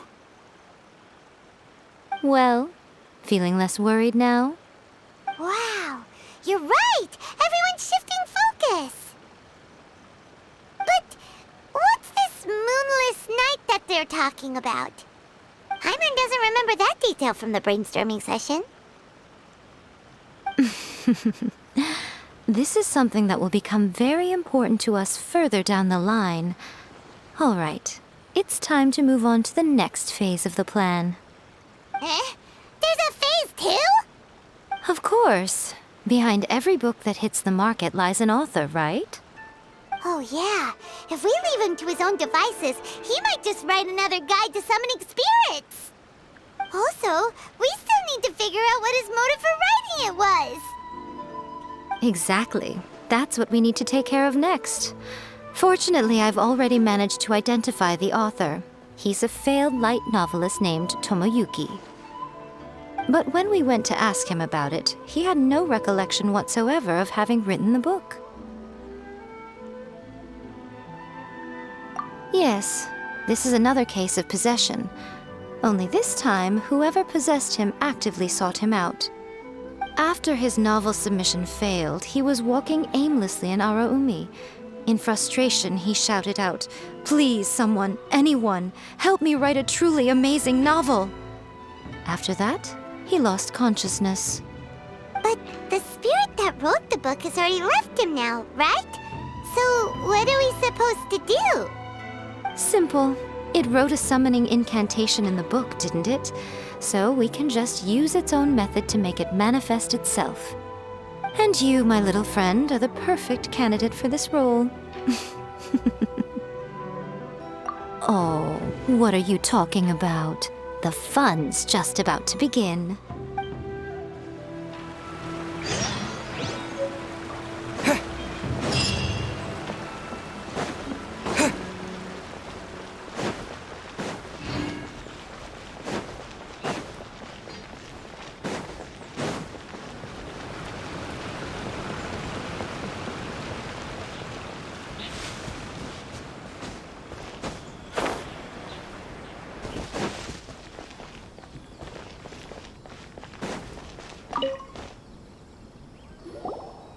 I'm very sorry, but we cannot afford to pay what we owe right now. My husband has gone missing, and I'm still trying to find him. No, you misunderstand us. We are here to help with the investigation. We'd like to ask you some questions about Mr. Nagato's disappearance, if we may. Ah, I see. I thought the debt collectors had come to visit again. I'm sorry you have to see me in this dreadful state. Has some new information come out? Do you know where he's gone? I'm afraid we don't have any new information at the moment. We're still trying to find out as much as we can to inform our search. With this in mind, can we perhaps ask some questions about your family's current situation? For example, Paimon's struggling to understand why a collector would be strapped for Mora. That's a long story. Ever since I've known him, he's been an avid collector of all sorts of things. He'd always get so animated when he was showing them to me. I knew nothing about the items myself, but seeing how enthusiastic and excited they made him, I was happy to believe that they were just extremely important to him. Everything was fine when we first got married, but as time went by, things changed for the worse. Uh-oh, what happened? He lost his sense of restraint. He started buying more and more things, and even resorted to borrowing money just so he could pay for them. Our expenses really spiraled out of control when he started getting interested in weapons. It was awful. There were days when he'd spend hours down at the warehouse, admiring his weapons even as debt collectors were descending upon our house. He wouldn't sell them, wouldn't even touch them. Just sat there staring at them like he was in a trance. I'm happy he has a hobby, and I'm willing to support him. But making ends meet has to come first. I've tried talking to him about it so many times, but he never listens. On the last day that I saw him, I gave him an ultimatum. I said, if he refused to sell his collectibles and pay off his debts, I would divorce him and take the children with me. Whoa! And that led to an argument. Actually, it didn't. Generally, he's a quiet man who likes to go with the flow. On most things, he leaves the decision-making to me. You must understand, I never would have dreamed of threatening him with divorce if the debts hadn't pushed our family to the brink. After I said those words, he froze and was silent for a long time. When he finally spoke, he awkwardly mumbled that he would pick out a few items to sell. His voice was so meek and pitiful that I felt an urge to take everything back. But then what? If I didn't draw the line, what would happen to our family? Had I not indulged his bad habits, we wouldn't have found ourselves in such a predicament. And I also don't know if he had actually come to his senses, or if he was simply angry with me. The next thing I heard was that our warehouse had caught fire, and both he and the buyer had gone missing. I see. I understand. Amin Omeyuya came to purchase a weapon from Mr. Nagato. During the sale, a fire broke out at the warehouse, and both men disappeared. At first, I assumed they must have gotten into an argument over the price. But my husband has never been one to negotiate. He never even haggles when he's out buying groceries, so it's hard to imagine him getting into a fierce argument. Maybe he was feeling the pressure from the debts? I don't know. He just disappeared after the warehouse burned down. Perhaps he's too afraid to come home now that all his collectibles have been lost in the fire, and he's got no way to pay off our debts. Even though I'm still a little mad at him, we're a family, and I want us to face our family's crisis together. As long as he's willing to turn over a new leaf, I know we can work things out. Please don't get upset. There could be more to this situation than meets the eye. If collecting things is a habit that Mr. Nagato had his whole life, it is quite unusual for this habit to change so drastically over a short period. But the information we gathered from the other side suggests Amenoma Yuya is also a mild-mannered man who would not be likely to start an argument. This situation is getting a little confusing. A little confusing? More like completely mystifying. Let's try a change of scenery and see if we can piece together what we've learned. Rest assured, we'll notify you if we find anything. Thank you so much. I just want him to come home.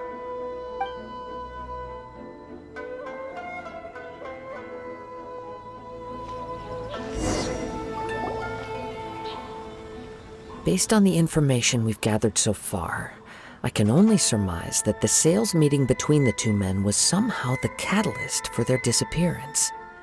The fire at the warehouse likely played a part in how the situation unfolded, though its exact role is a mystery. Do you have any thoughts?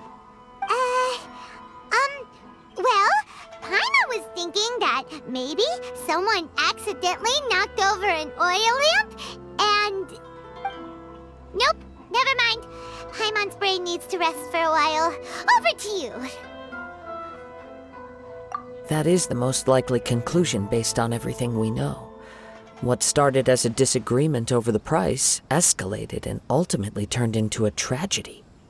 However, in this case, only one of the parties would have started the fire. That would make the other party innocent, and they would have no reason to hide themselves from the public. If this is indeed what happened, and the innocent man hasn't come forward yet, then it suggests they may have already lost their life. One fact that I keep coming back to is that Amenoma Yuya is polite and well-mannered, while Mr. Nagato is introverted and passive. Neither seems like the type of person who is inclined towards initiating conflict. Mr. Nagato, being heavily in debt, is also the only one of them with the potential motive to disappear after the fire. The more I ponder it, the more puzzling it becomes. Just what could have happened there? Right. Although the time frame seems to broadly match, no other details that we've learned seem to link the two events together. Amenoma Yuya lacks a key distinguishing feature of the attacker, namely that he is principally a practitioner of the blade testing techniques of Amenoma art, not those of the combat-oriented Ishin art. Darn! We thought we could get two birds with one stone here, but at this rate, it's starting to look like a wild goose chase. Let's keep going, since we've come this far. If we can solve the case, both Mr. Amenoma and Mrs. Nagato will be able to get some closure. Okay, but where should we go now? Let's head out of the city and check out the warehouse. There's still a chance we may be able to find some shreds of evidence.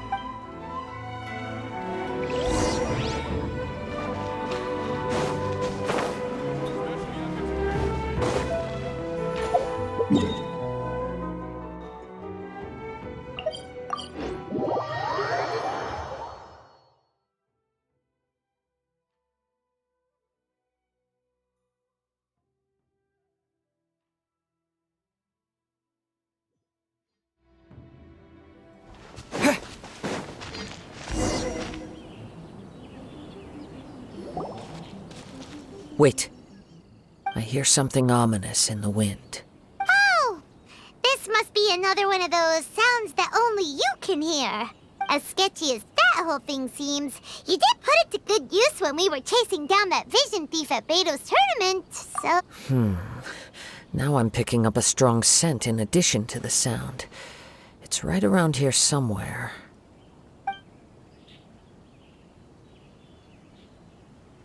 But there's nothing here. It's gone now, but I can still sense the direction it left in. It felt very much like that ancient presence in Inazuma. The remnants of the Tatarigami. Indeed. But this unexpected spring of inauspicious energy may prove to be of benefit to our investigation. We should remain vigilant and approach... Huh! So it's an underground warehouse. The force is definitely coming from down below. The source of the Tatarigami energy has long since left this place, but the residue it left behind still hasn't dissipated completely. Judging from the concentration, I would have to conclude that the Tatarigami source resided here for a very long time. Mrs. Nagato said her husband used to hang around the warehouse by himself a lot. It could well be that he was already under the influence of Tatarigami energy at that time. From what I've been told, Tatarigami does not turn all upon whom it preys into violent monsters, but most will develop a stubborn streak upon being exposed to the Tatarigami's unfulfilled will. Their interests become fanatical obsessions. Mr. Nagato had an interest in collecting to begin with.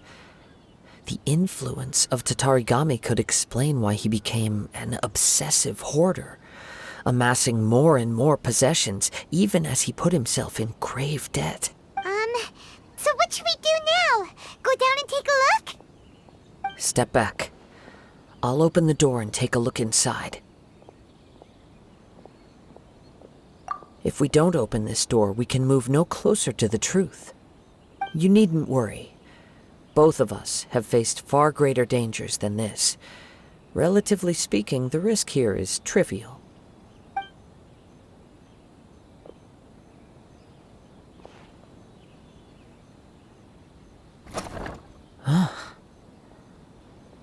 What's down there? Everything's buried in debris. I can't see anything. It looks like the fire caused a cave-in, reducing the entire warehouse to rubble. That was too scary! Paimon was so sure that the warehouse boogeyman was about to jump out at us! All we can do now is keep searching in the direction that the Tatarigami energy source left this place. 2 ordinary humans, entangled with the Tatarigami. I fear... Yes, let's go.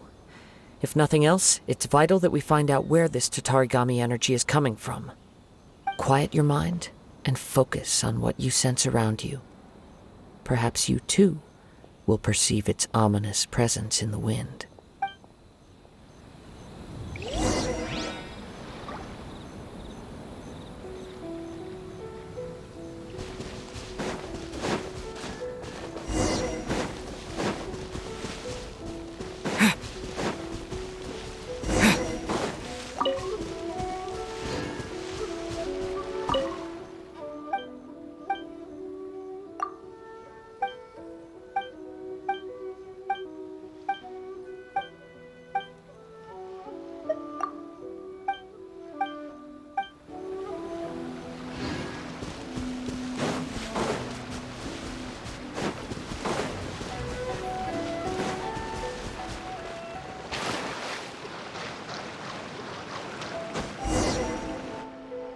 From this point, the trail appears to split into 2.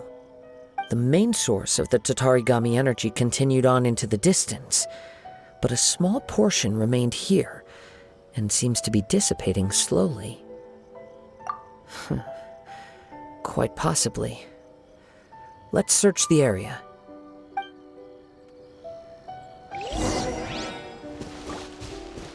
Whoa! Look at all those hilly trails! They're acting really strangely. Yeah! Something seems to be drawing my attention. Let's take a closer look.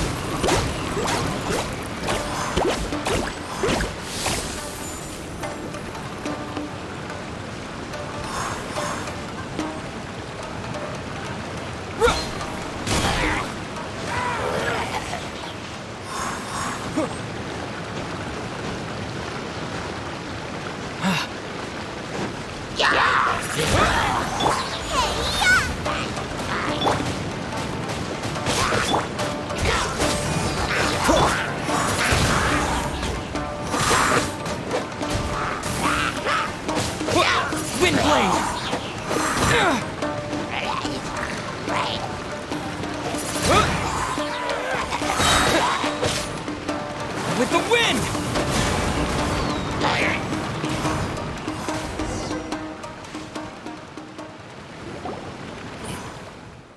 Ugh!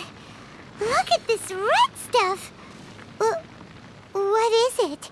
By the looks of it, a letter written on a piece of torn clothing. The ink is bone dry. It must have been written quite some time ago. Well, let's take a look. According to this letter, a conflict arose because Amenoma Yuya wanted to seize a blade belonging to Mr. Nagato. Yuya started the fire that destroyed the warehouse and wounded Mr. Nagato in the fight.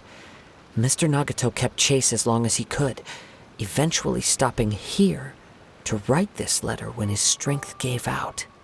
So, where is he? He was not only mortally wounded, but also under the heavy influence of Tatarigami.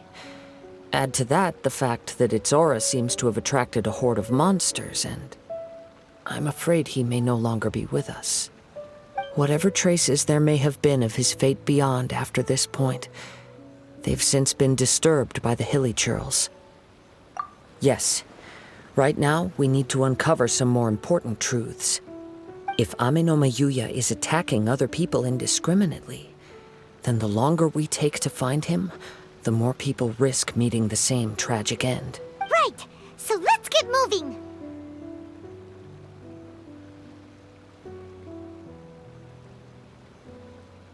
I wouldn't be surprised if he, too, fell prey to the influence of the Tatarigami. For a practitioner of the martial arts, the easiest desire to inflame would be their pursuit of further power and skill. All the clues that at first seemed disparate and disconnected, it seems that now we know the thread that runs between them. I have a hypothesis that, if it's correct, not only explains the series of events leading to the two men's disappearance, but also zeroes in on the attacker's identity. Wait! You figured it out? So these two cases are connected after all? I believe so. But it's something of an outlandish idea. I will only be able to confirm my suspicions once we've met him in person. On with the search. We must stay vigilant. At any point now, we may find ourselves in danger.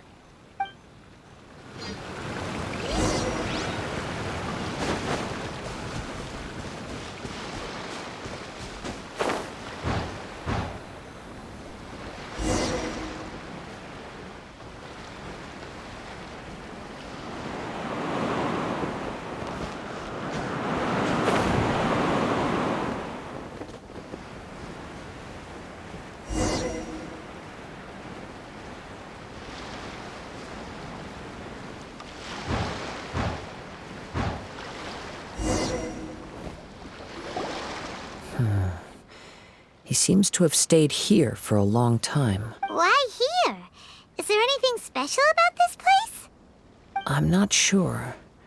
But on closer examination, I sense that the aura may have lingered here at several different points in time. Show yourself! It's no use hiding anymore.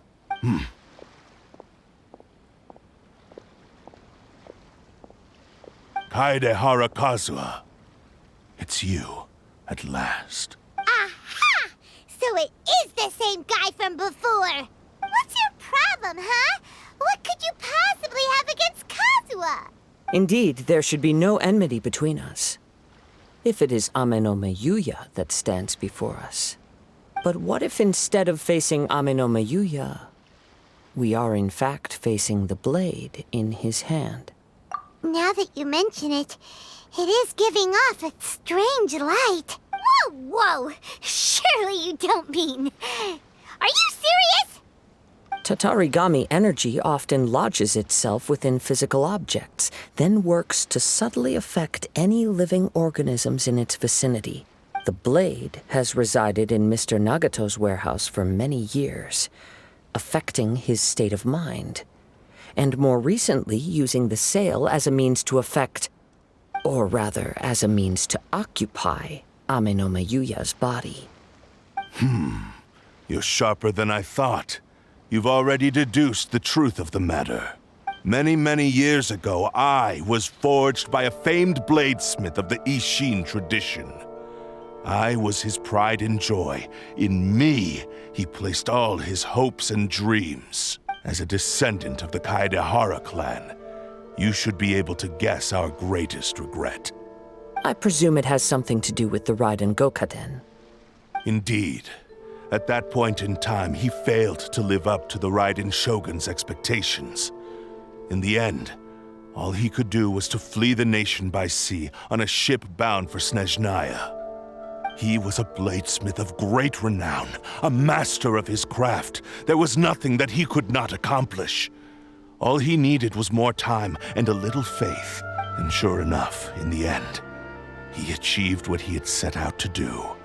All of his life's work, his wisdom, his skill, it culminated in his creation of me. He not only bestowed upon me the greatest of strength, but also endowed me with a consciousness of my own. In her conceit, the Raiden Shogun lost not only the single most perfect blade in the entire world, but also an irreplaceable achievement in the art of blade forging.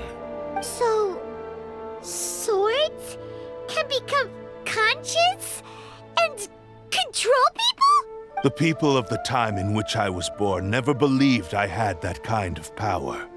They saw me as a mere blade, a sharp and well-crafted one, but in all other respects an ordinary weapon.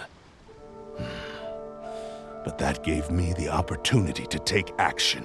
After the death of my creator, I decided to leave Snezhnaya and began my long quest to return to the distant land of Inazuma. Moving from one person to the next, I controlled the minds of countless hosts along the way, each bringing me one step closer to my ancestral home. I seek but one thing: to face the full force of the Raiden Shogun's blade and prove my power, the might of Ishin art. So Ame-no-me Yuya was not your first victim. Tell me, what happens to those you've possessed when you've finished using them? My hosts? Who cares what happens to them? They are but tools that serve my mission.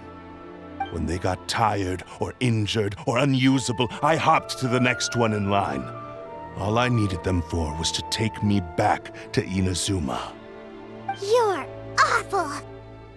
After I returned to Inazuma, I decided to bide my time in Nagato's warehouse until Ame-no-me Yuya handed himself over to me on a silver platter. At long last, I'm approaching my journey's destination. By Ame-no-me Yuya's body, I have found you. And by your hand, I shall defeat the Raiden Shogun! Kaedehara Kazuha, you stood against the Raiden Shogun's Muso no Hitotachi. There can be no other to serve as my host for what is to come. Now, give your body over to me!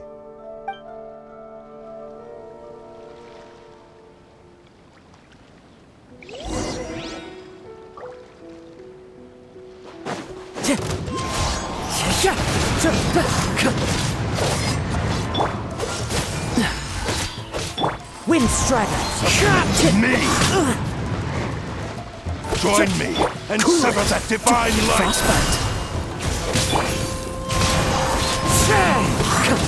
Shall rewrite history!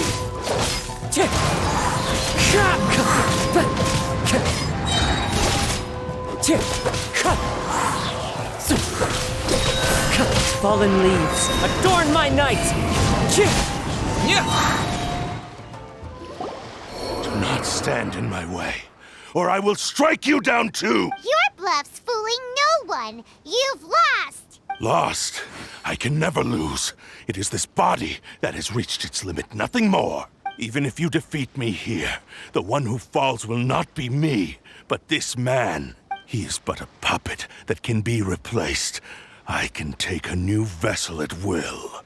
The end result is the same. I will end this wretch's life before you can lift a finger. And even if I were to lose my physical form, it is but a small setback. My consciousness shall endure. By any means necessary, and any medium available, I shall return and fulfill my destiny! Your fighting style. It is indeed the forms of Ishin art, but from your movements, I sense only hatred and arrogance, as well as a thinly veiled mania and despair. Really? You can tell all that just from his moves? As I've mentioned before, the forms of Ishin art convey the user's thoughts and feelings. Since the blade is currently possessing Aminome Yuya's body, its movements express the innermost thoughts of the blade. If you ask me, the mania is probably due to your desperate, single-minded ambition. You believe I am your only hope. Are you trying to claim that I am helpless without you? On his deathbed, he passed to me all of Ishin art's secrets. The little that you know barely scratches the surface. In that regard, why would I ever need your help? Because all of that is in the past. I've been wondering why you've not caused more trouble in all the years that you've been in Inazuma. If you are indeed a cursed blade that can possess its owner. Now that I've seen inside your mind, everything finally makes sense. You weren't biding your time.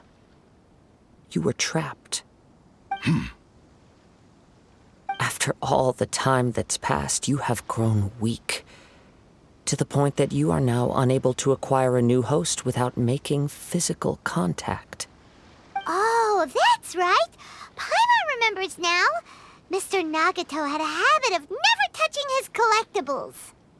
Only when Mr. Nagato witnessed his wife's distress and decided to sell his collectibles did you finally have an opportunity to reach out to Aminome Yuya and make your escape. And what of it? Well, that brings me to my second point. There's a despair in you that is so strong it threatens to overwhelm you. You were determined to fulfill your maker's ambition, whatever the cost. But this ambition is too grand and too heavy for you to bear. Each step you have taken has come at a great cost. I think you realized your limitations long ago. The more you clenched your teeth and pressed forward, the greater your fear of losing everything you had achieved grew, and the more you wished to run from the truth.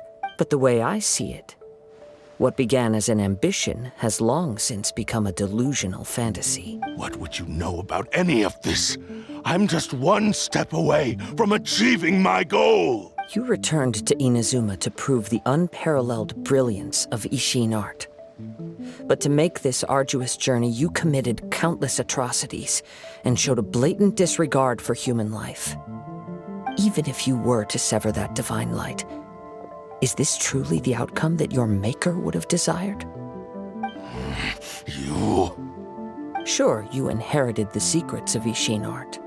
But even as you made your journey to honor this legacy, you treated the ones who wielded you as mere tools to do your bidding. How could you possibly unleash the full potential of Ishin art when you act in perfect discordance with the principle of harmony between a blade and its bearer? Silence, you blabbering fool! I must achieve my goal. This was his life's dream, and the very purpose for which I was brought into being. I will concede that you are most perceptive. You see my predicament clearly. But you also underestimate my resolve. And you should face reality. Easy for you to say. Facing reality offers me nothing. I have no need of anything that would stand in my way.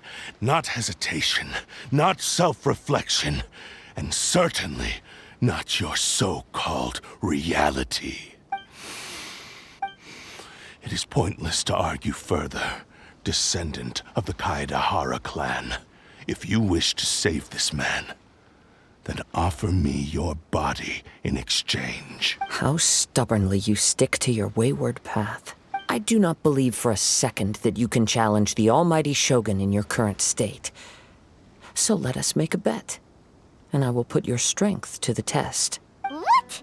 Surely you're not planning to agree to his demands. Very well. Then find yourself some enemies with whom you wish to cross blades. A taste of my power will more than convince you. Once we have dealt with them, we shall proceed to Tenshukaku. And as for your end of the bargain, if you lose, you must release Amenoma Yuya from your control. I accept. Don't do this, Kazuha! This is the only way to save Amenoma Yuya. If we don't do this, he'll forever be the Blade's puppet. The Cursed Blade's strength is currently very weak, and I sense he's hesitating. This suggests his heart is still not completely devoid of honor. The power of the Tatarigami lies in intensifying existing obsessions. This is the reason Mr. Nagato and Amenoma Yuya fell prey to it. Since I don't have any similar kinds of obsessions, I should be able to put up some resistance for a while. But even so... Even if things take a turn for the worse, I still have you both here with me. We have a chance here to save an innocent victim. I am willing to accept the risks entailed. Your disdain for me betrays your woeful ignorance. I agreed to this bet because there are things I wish to learn too. Now, take me in your hand.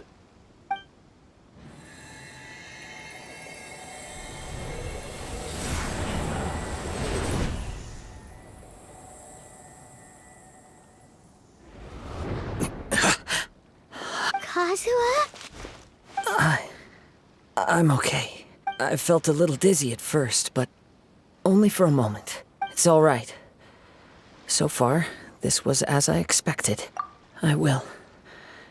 What should we do next? Have you got a plan, Kazuha? We find some enemies. Although this blade has endured much turmoil, it probably hasn't experienced many real fights. If a blade built for Ishin art cannot enter a state of harmony between blade and bearer, it cannot unleash its true power. If he wants to avoid reality, then we need to fight until he has no choice but to face it. He shouldn't last long in an intense combat situation. Wait a minute! Paimon remembers hearing about something from the Adventurers Guild. Since the Takasukasa clan abandoned that secret base, it's been held by Ronin ever since. Ah, all right. Please lead the way. What about Amenoma Yuya? What should we do with him? The blade says he'll let Amenoma Yuya trail us silently. Although he hasn't regained his own consciousness yet, he is not in any immediate danger. Are we sure this is a good idea? It's a pretty treacherous journey. Okay, fine. Just be careful.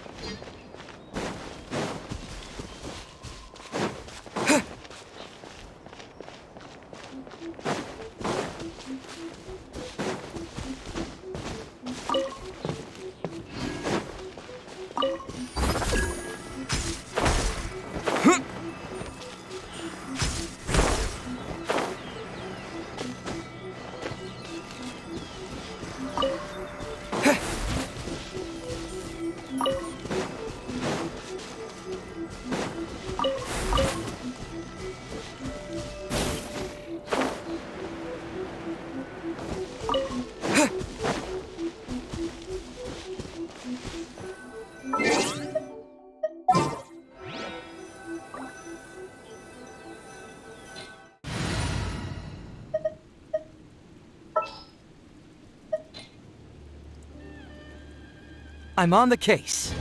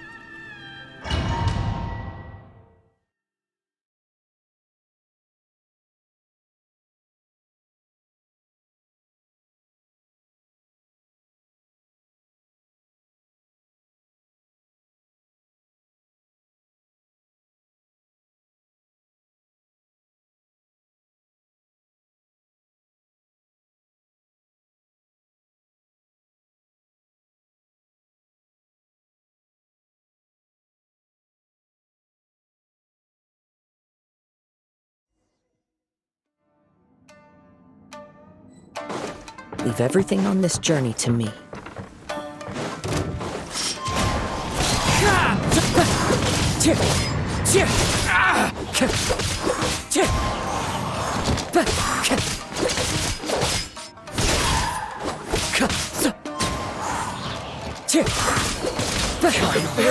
Let's get down to business. Time to go. Clouds high. The birds call.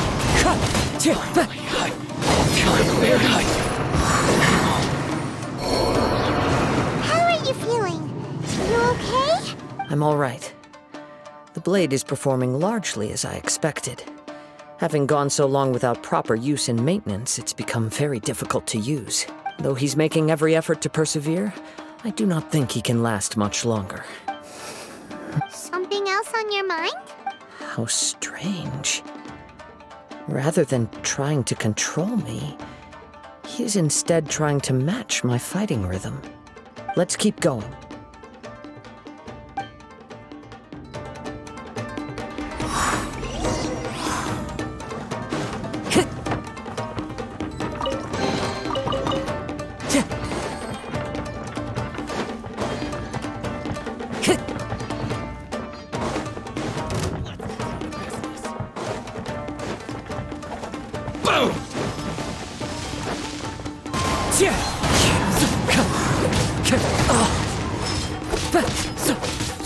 Say no more!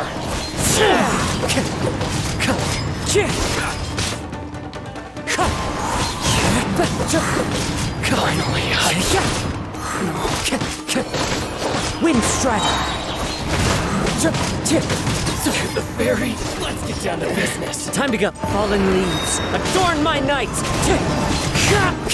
The perfect distance! The fairy! Whoa! Something's up with the blade! I can sense that his strength is slowly fading away. The blade is becoming more and more difficult for me to wield. He cannot hold out much longer. If he keeps persisting, he will likely break apart at any moment. But what would that do to Amanome Yuya? I will be careful with it. He also says he does not have any plans to give up easily. He's still trying to achieve his goal.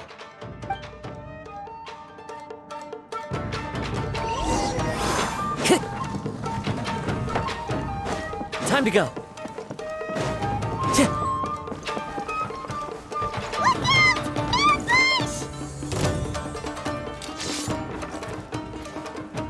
Wind Strider! It's fine!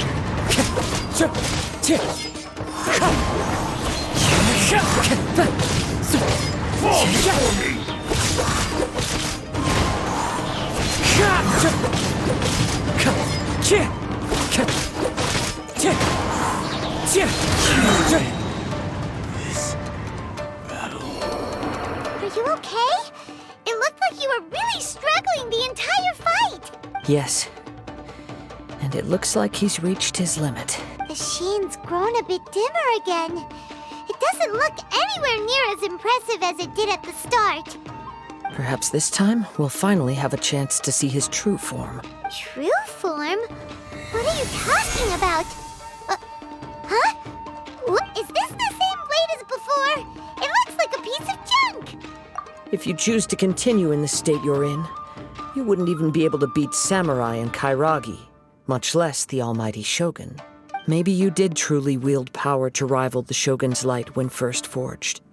But the long journey from Snezhnaya back to Inazuma has left you battered and broken. It barely needs stating anymore. Your ambition is a flight of fancy. I've finally figured out why it was that you agreed to my bet. You wanted to reach a state of harmony with me. For perhaps then you would still be able to wield commendable power. But regrettably, we are nothing alike. I will never understand your obstinacy and cruelty, nor can I empathize with the one who made you. The only one who truly understood you had already passed away by the time you were born. Huh? What's that supposed to mean? Here they are! Take them down! Where do they keep coming from? Yup, we can help this time. Don't worry. I'll use my own blade. It's just more of the same. Let's get down to business.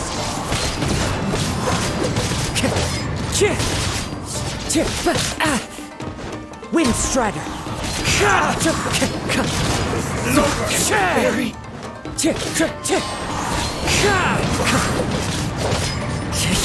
We'll end you! Wind Strider. You win this. You fought way better with your own sword. You are a true Kaedehara in flesh and in spirit. Though we fought briefly together, you have seen me for who I really am. No one knew anything of my story throughout my travels, nor did I tell it to anyone. You are the first person to know the truth.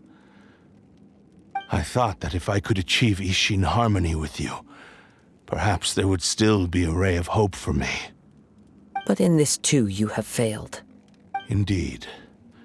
No matter how hard I tried, I could not attain that perfect harmony that your personal blade does with you. Too much time has passed.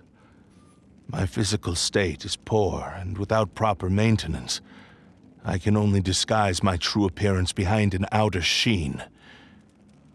Yours is the blade that took on the Muso no Hitotachi. And what a magnificent blade it is. Perhaps I shall never reach that level of glory. Actually, this is just a generic blade that I picked up during my travels in Liyue. What? Forging and maintenance are both important for a blade, but they are not everything. This blade has traveled the land with me for many years, and we have formed a close bond during that time. Plus, in the moment that I most needed it, I received aid from another power. Skill, blade, determination, and desire. All these must be aligned in the practice of Ishin art. There is something else I must tell you. Though your maker may not have been aware, your ability to possess your own consciousness derived from the power of the Tatarigami. Tatarigami is a malevolence from the ancient past. It is the source of your mania and savagery. Though you tried to cooperate with me while I was wielding you, the part of you driven by Tatarigami was constantly trying to seize control of my body. I sensed it, but I couldn't change it. It is an integral part of my consciousness. I resisted its temptations because I wanted to save Amenoma Yuya. But I do not know whether you yourself have any intention of trying to fight it.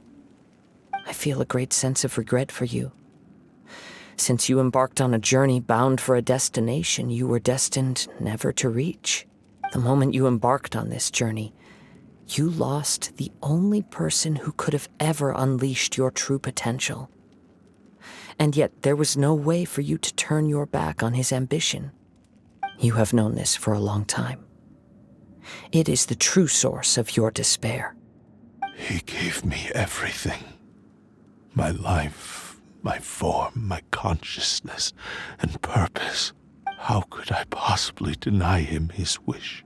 I said to him, "Do not worry, from here on I shall forge your legacy." How could I go back on my word? Aww. I believe our bet is now settled. I have nothing further to say. Where are you going, Kazuha? He now has neither the ability nor the motivation to cause further harm. Let's give...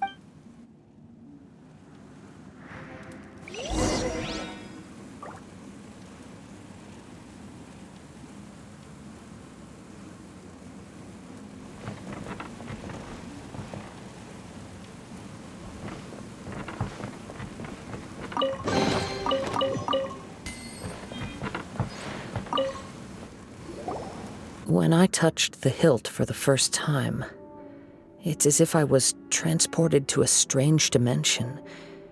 It was somewhere I've never been. A bladesmith lay quietly on the bed, his frail face barely visible under the moonlight. His breaths were weak, and his life near its end. A newly forged blade lay by his side, listening attentively to his final words. Wow. That was the Blade's memory, wasn't it? Indeed. While in exile in Snezhnaya, the bladesmith eventually learned the truth behind everything that had happened. The Ishin art had been dealt a devastating blow by the desertion of its best smiths. He spent the rest of his life in the forge, not to vent his frustration and hatred, but to atone for his actions. He felt intense regret at being tricked by the Fatui, but he could never again return to his homeland. His sole wish was to one day return his single, proudest creation back to the land of his birth. So he instructed this sentient blade to find a way back to Inazuma, no matter how long or how hard the journey. But he never wished to rival the gods. All he wanted to show was that they once shone brilliantly as blade and smith, that they were still worthy of being trusted. So that's the true story. But after that, the blacksmith's intentions were worked by the Tatarigami, slowly turning his proud creation into the cursed blade of today. Right. I believe the bladesmith might never have known that the power he worked with was that of the Tatarigami. The hatred within that power is what sent the blade down its ill-fated path. This blade has committed unforgivable atrocities, but only because it lost its original master. No one was there to correct its errors when it was losing its way. Shame it's too late now. Yes.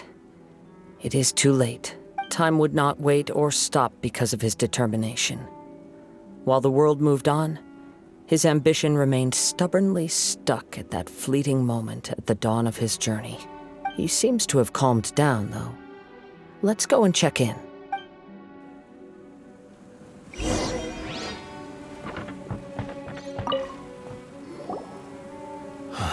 When I look back at the past, I can remember the day of my forging like it was just yesterday.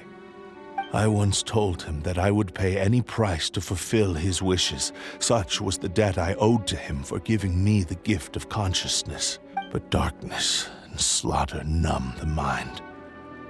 Over time, I lost sight of the difference between gratitude and glut. Not only did I fail to fulfill his ambition,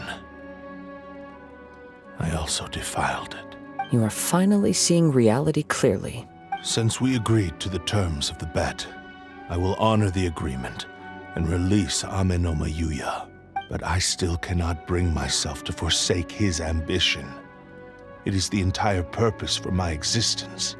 So, may I ask you to help me fulfill the ambitions of myself and my creator? Hey! Now you're adding yours into the mix, too? Jeez, don't push your luck, mister. It has to be done in this order, at least hear what I have to say. And if you don't agree, I will still release Ame no Mayuya as promised. My physical form, as well as the knowledge I possess, should still be of some value to you. His attitude has grown a lot milder. What do you think, Kazuha? Should we give him a chance? Let's hear it. Thank you all. When I was first forged, my maker was already terminally ill. He told me that he had wanted me to have the grandest opening battle. Alas, after that, he never rose from his sickbed again. Nor have I ever had the chance to prove myself in battle since. My fights were devoid of any noble meaning. They were merely the next step in my never-ending journey, the next in a long line of transgressions. You are a fine warrior. I would like to request your hand in battle and experience a true duel between samurai. Oh? And who would be the opponent? I will release Ame no Mayuya and restore his consciousness. Perhaps after that, you can convince him to commit to a fight with you. He must have plenty of reasons to both hate me and desire a good fight. Understood. Then let's start by waking him up and seeing if he has the stamina and will to fight.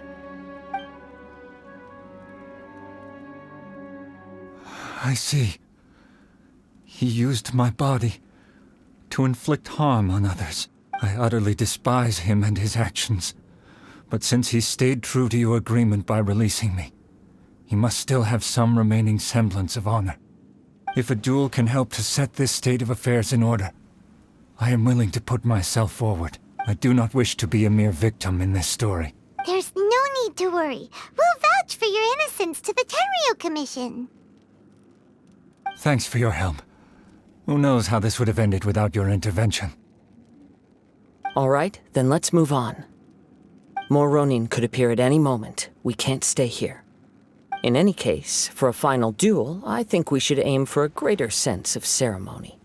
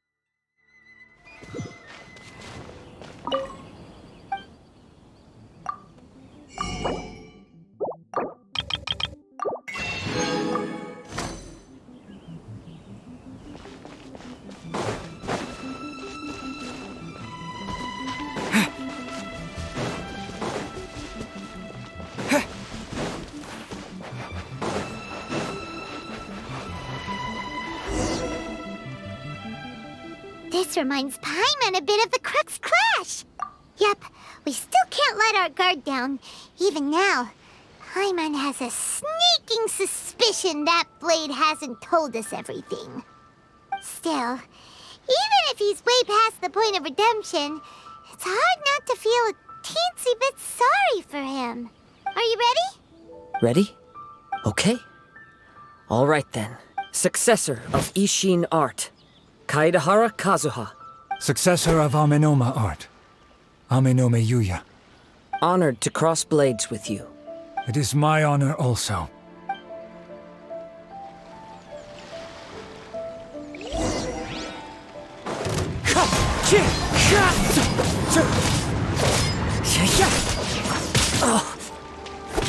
Wind Strider!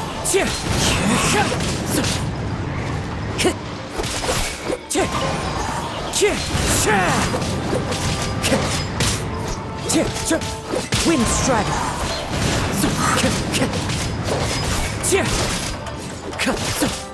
That hurt! Clouds high, the birds call! Wind Strider! Thank you for the experience, although he appears battered and broken. In your hands, it seems he's regained a glimmer of brilliance. His sense of savage cruelty has completely faded away. But that same sense of determination remains strong. You also fought well. I'm sure he relished the experience. There are a few things that I shall leave him to tell you himself. I must apologize to you for all that has transpired. You need not seek my forgiveness. Nor do I have the right to forgive you on your victim's behalf. It is too late for all of that. I do not wish for forgiveness. I only hope that you will see my transgressions as mine alone and not let them stain the legacy of Ishin Art. I strayed far from the straight and narrow path, but the Ishin Art still has a worthy successor in Kaedehara Kazuha. I beseech you, please understand this. Yes.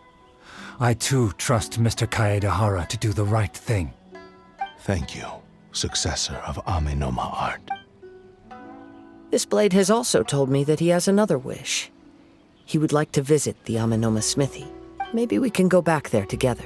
What does he want to go there for? I'm not sure, but I think that all this is about to come to an end.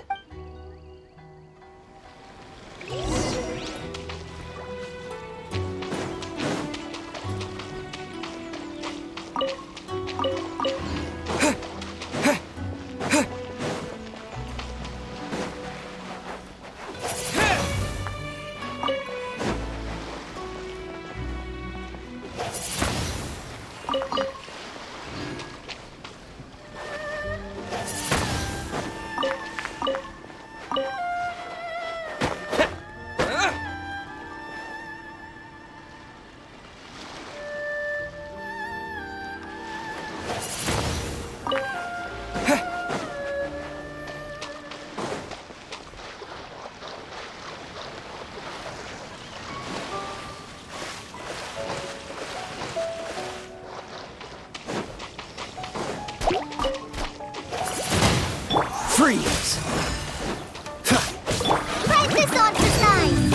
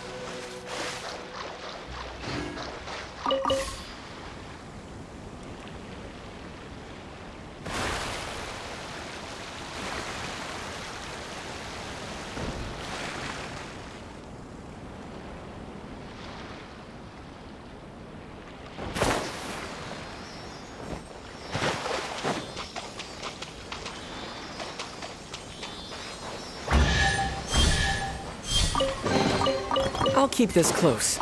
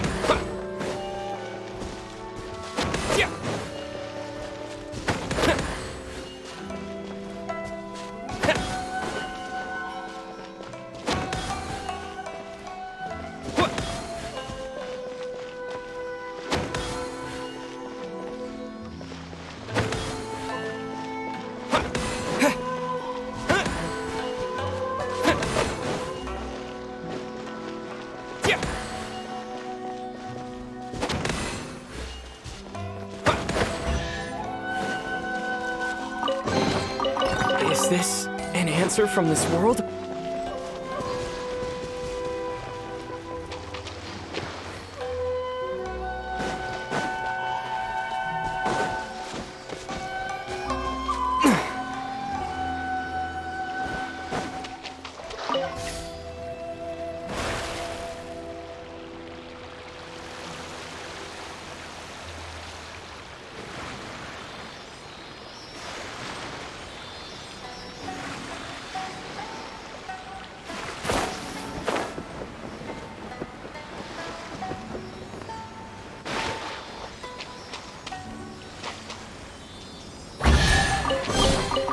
A reward on the road.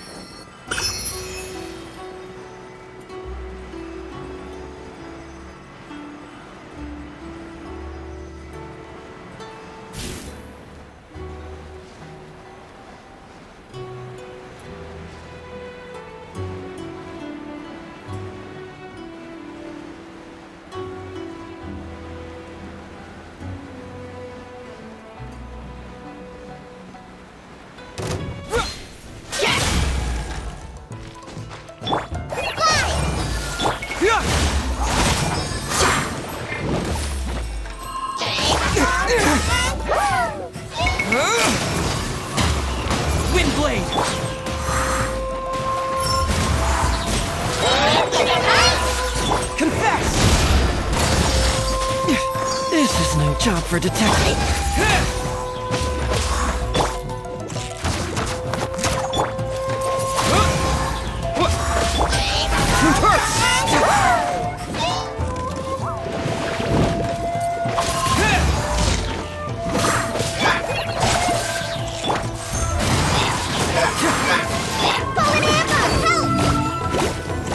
This moment will be frozen. Windblade!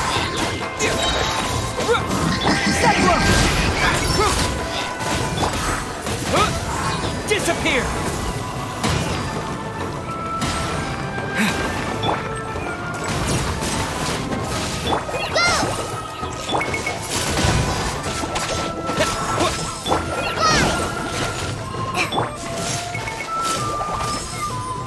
Windblade!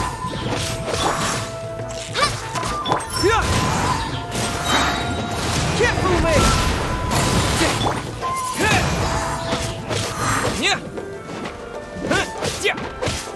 Windblade! Bring it on!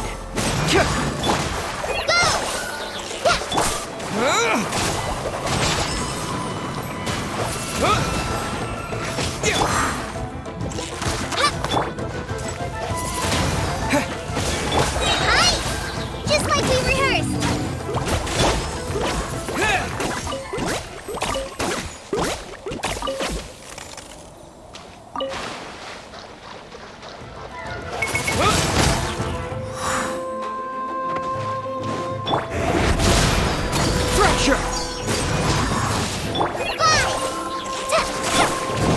blade!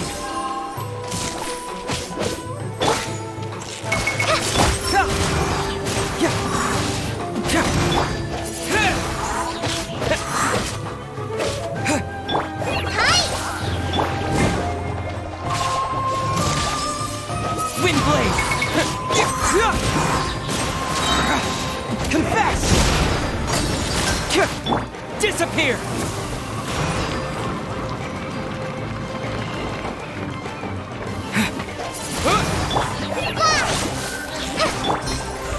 Hurts! Wind blade! Hi! Fallen Amber, help!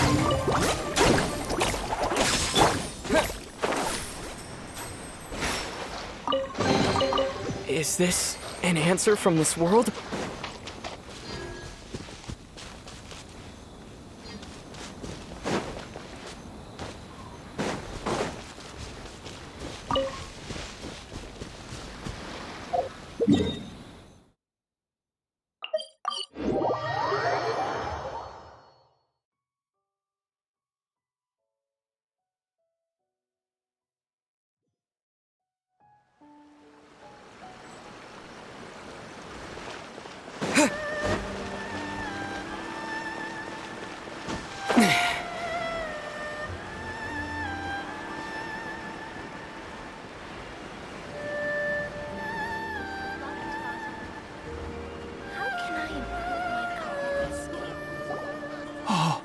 It's Yuya! You have returned! I am sorry to have troubled you. It's all thanks to them that I was able to return safely. A prized Ishin blade, turned weapon that controls the human mind. Considering their forging philosophy, this was indeed within the realm of possibility. This is a great pity. But I have some good news as well. Ryuji, from the Bonton Sango Detective Agency, tells me that they've found the missing Mr. Nagato. Really? Is he okay? Yes, badly wounded, but he will live. And now that Yuya is back, it seems like the final ending to this story is a happy one after all. I think I know what you want to do. What's wrong, Kazuha? Is the blade whispering in your ear again? Yes. He said he wants to take control of me for a brief moment. What? No way! Hasn't it learned its lesson? He tells me that he's thought of another way to fulfill his maker's wish. And he assures me that he won't use my body for anything nefarious. I have decided to let him do it. But... Guess there's nothing we can say to change your mind, huh? Thank you. I will explain my reasons later. Okay. I am ready. Let us begin. Please, stay true to your promise.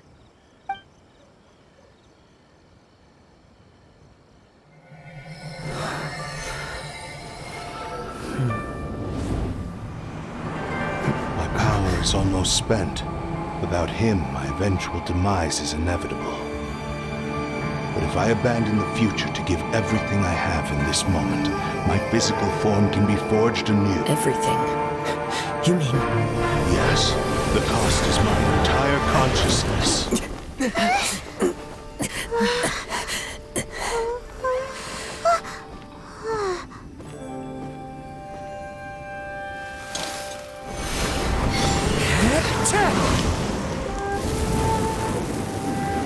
You were right.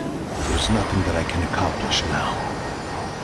But there's still a chance for Ishin art. Once remade, I will be a valuable resource for your studies. Ishin lives on, and its finest hour is yet to come. Even if I am not the one to prove its might to the Shogun, as long as it is an Ishin blade, crafted by Kaedehara hands, it will still fulfill his final wish. Thank you, son of the Kaedehara clan. Over the years, my real name has been forgotten by all. I'm ashamed to utter it, yet it remains and strong in my mind. Kagotsurube Ishin. This name is now yours to keep. Rest in peace.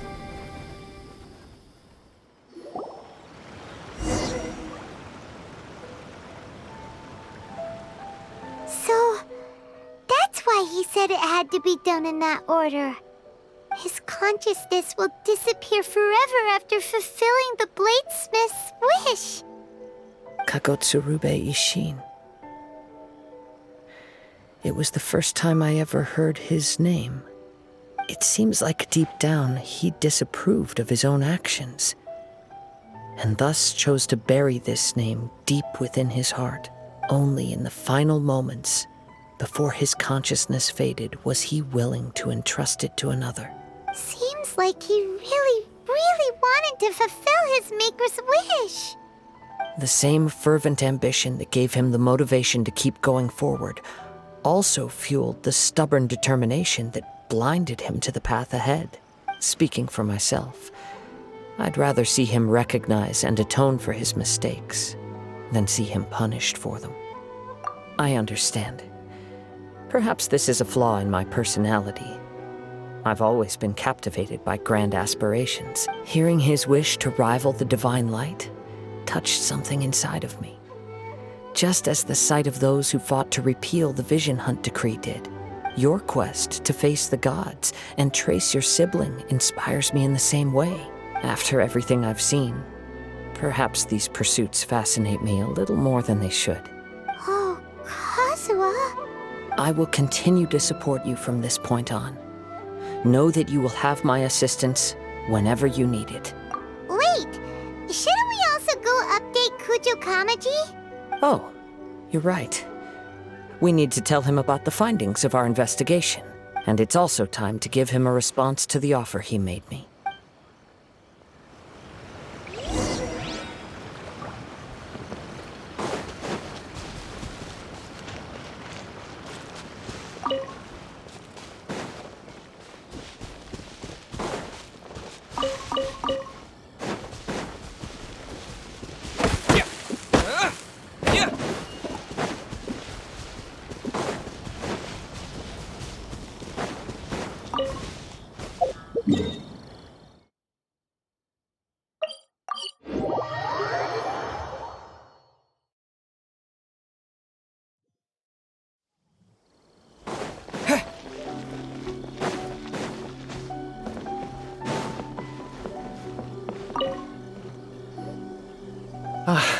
You've returned.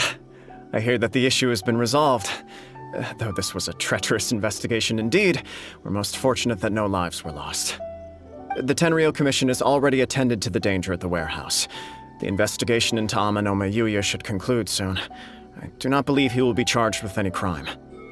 Wow, you sure kept your ear to the ground. Then we needn't recount all the details again. Now, as to your earlier offer, I wish to give you my answer. Please take a look at this blade. What's this?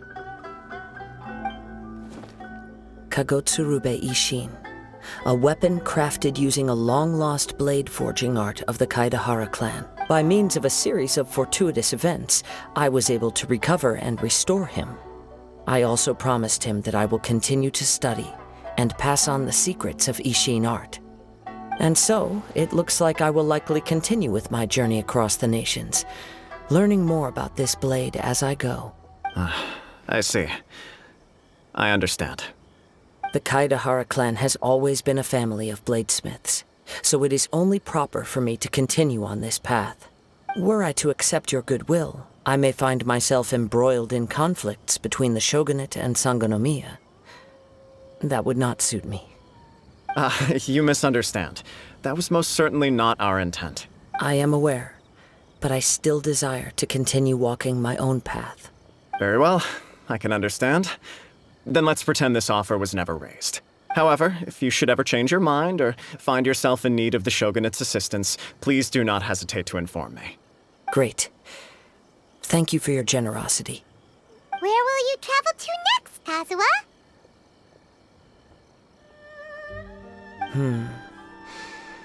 I'll probably take to the seas with Captain Beto again for now. As for my next destination, let's see where the wind takes me.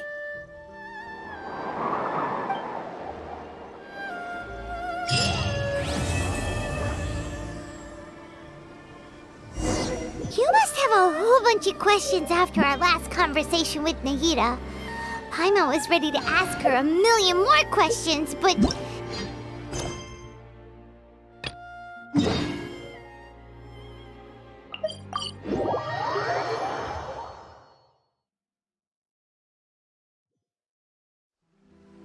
Like, about these Descenders. So, does that just mean people like you who come traveling to Teyvat from someplace else? And as for your sister... Whew, so many questions. Let's go find Nahida and see what else we can find out.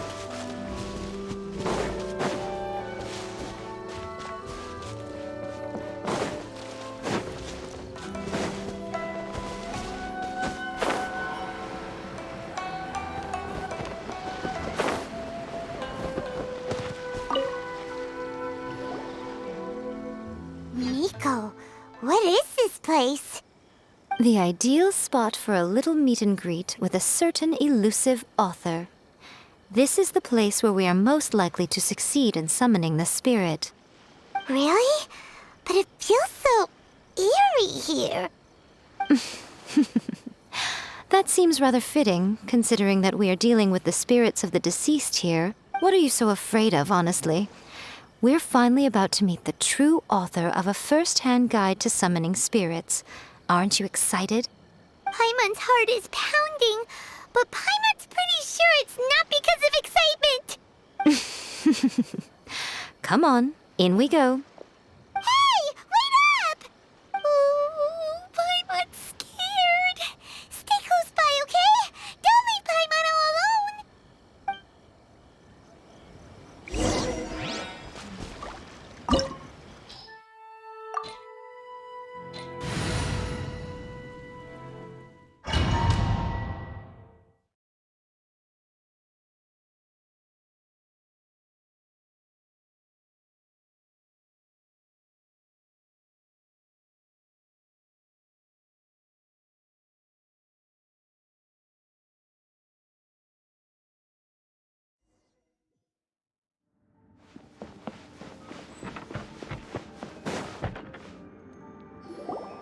What a weird painting. Miko, do you know what it's supposed to show? Probably a scene from ancient Inazuma. It's a good piece of artwork and all, but it's also kinda eerie. So it's a bit scary. Looks like the artist signed their name. Rakusai? It's not very clear. Let's go inside and take a look.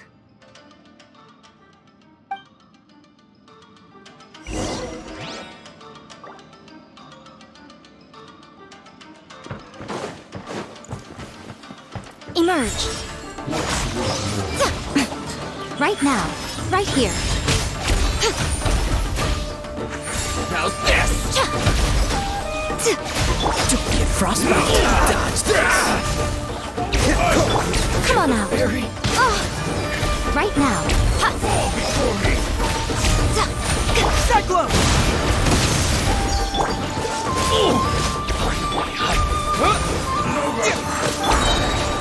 Show them. Right here.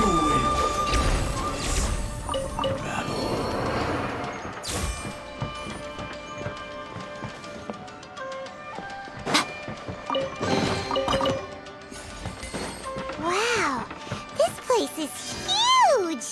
Hey, is that a mirror? There's a really weird-looking stool as well.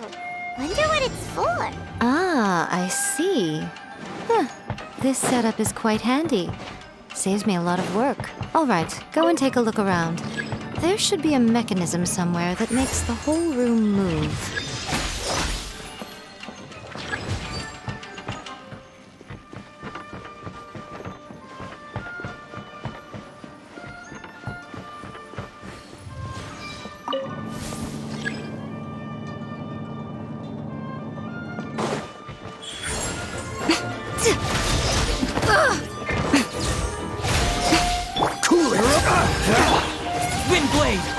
With the wind! Right now.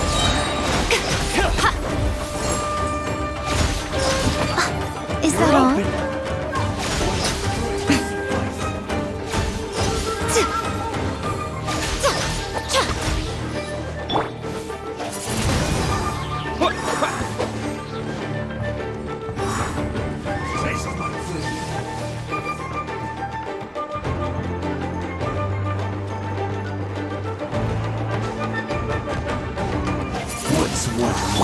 Nothing lasts forever. This moment will be frozen in time. Confess! Crisis on the side! Right here, right now. Emerge. Cool it. Cheap tricks.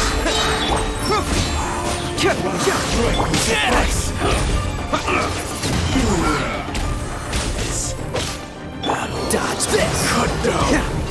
Like this.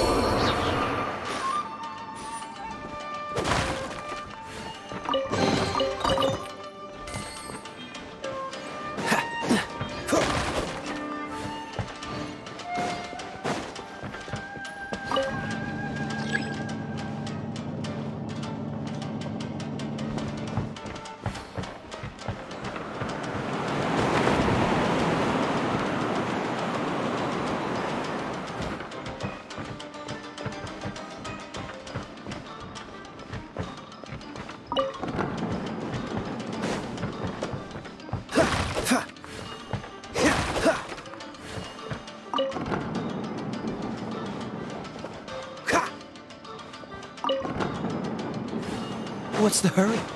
What you got? Disappear!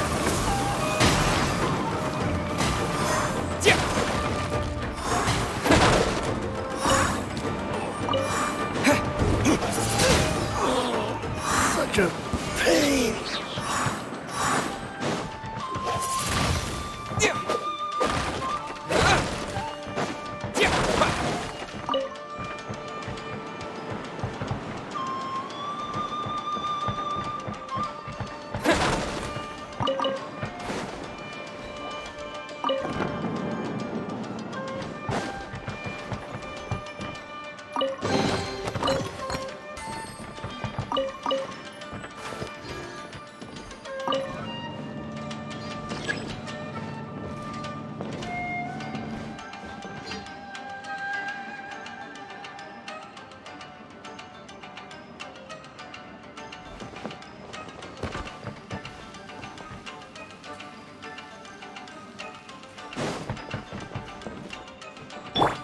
Show them.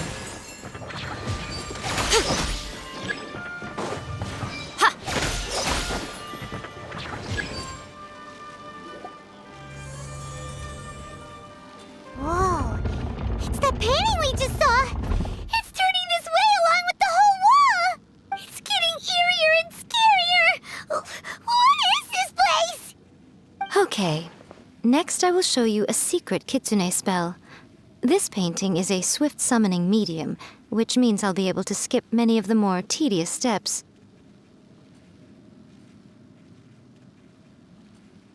The murky mirror reflects the view of Inazuma in a bygone age. Spirits stirred by the sight of the past will be easily drawn to it. You're up next, little one. Come on, sit yourself down here.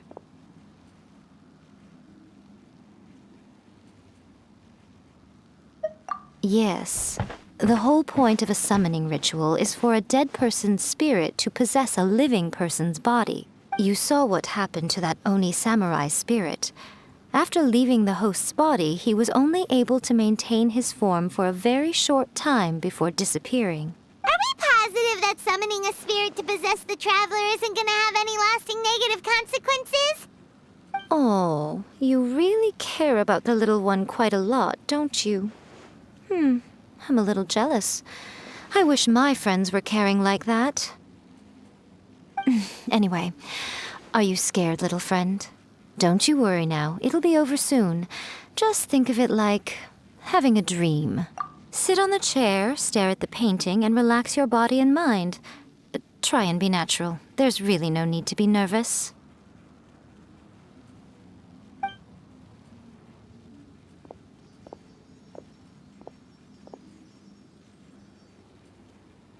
It's like he's sitting inside the painting. Huh? Is Paimon seeing things? Did the painting just move? Recite the incantation in your heart, little one. Also, you'll need to have some intense thoughts going through your head. A wish, for example. Now, what kind of wish do we think it would take to summon forth the author of A First-Hand Guide to Summoning Spirits? Anyone? Probably something to do with writing? Very good. The wish needs to be heartfelt, though, so let me help add a little realism to the equation. The book is selling exceptionally well, Traveler, but we're going to need an outline for Chapter 4 as soon as humanly possible. When is the earliest that you can turn it in by? The painting is moving again! What the?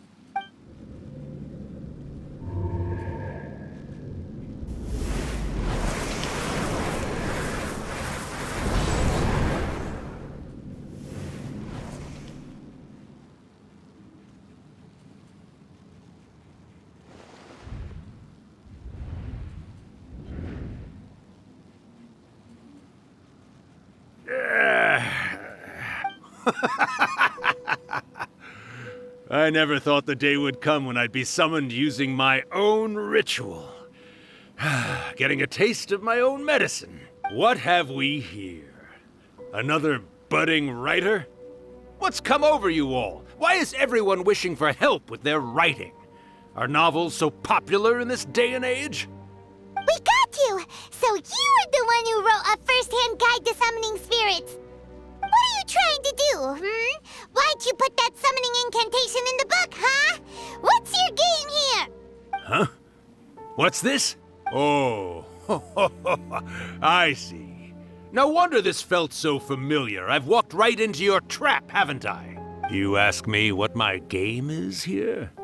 Well, of course. It was to use this incantation as a means for all the souls of the departed yokai to make their glorious return to the world and plunge all of Inazuma into a brutal, bloody war! What?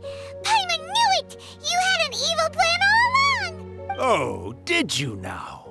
Then how naive of you to let me possess this body so easily. I sense, yes, great power within him.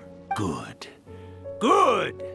With this power, no one shall be able to stand in my way! Wake up! Quick! Wake up! We gotta stop him! It is futile. You shall never wake him again. This body now belongs to me! Hey! Come on, wake up! Don't let him take your mind! Miko, think of something! Miko!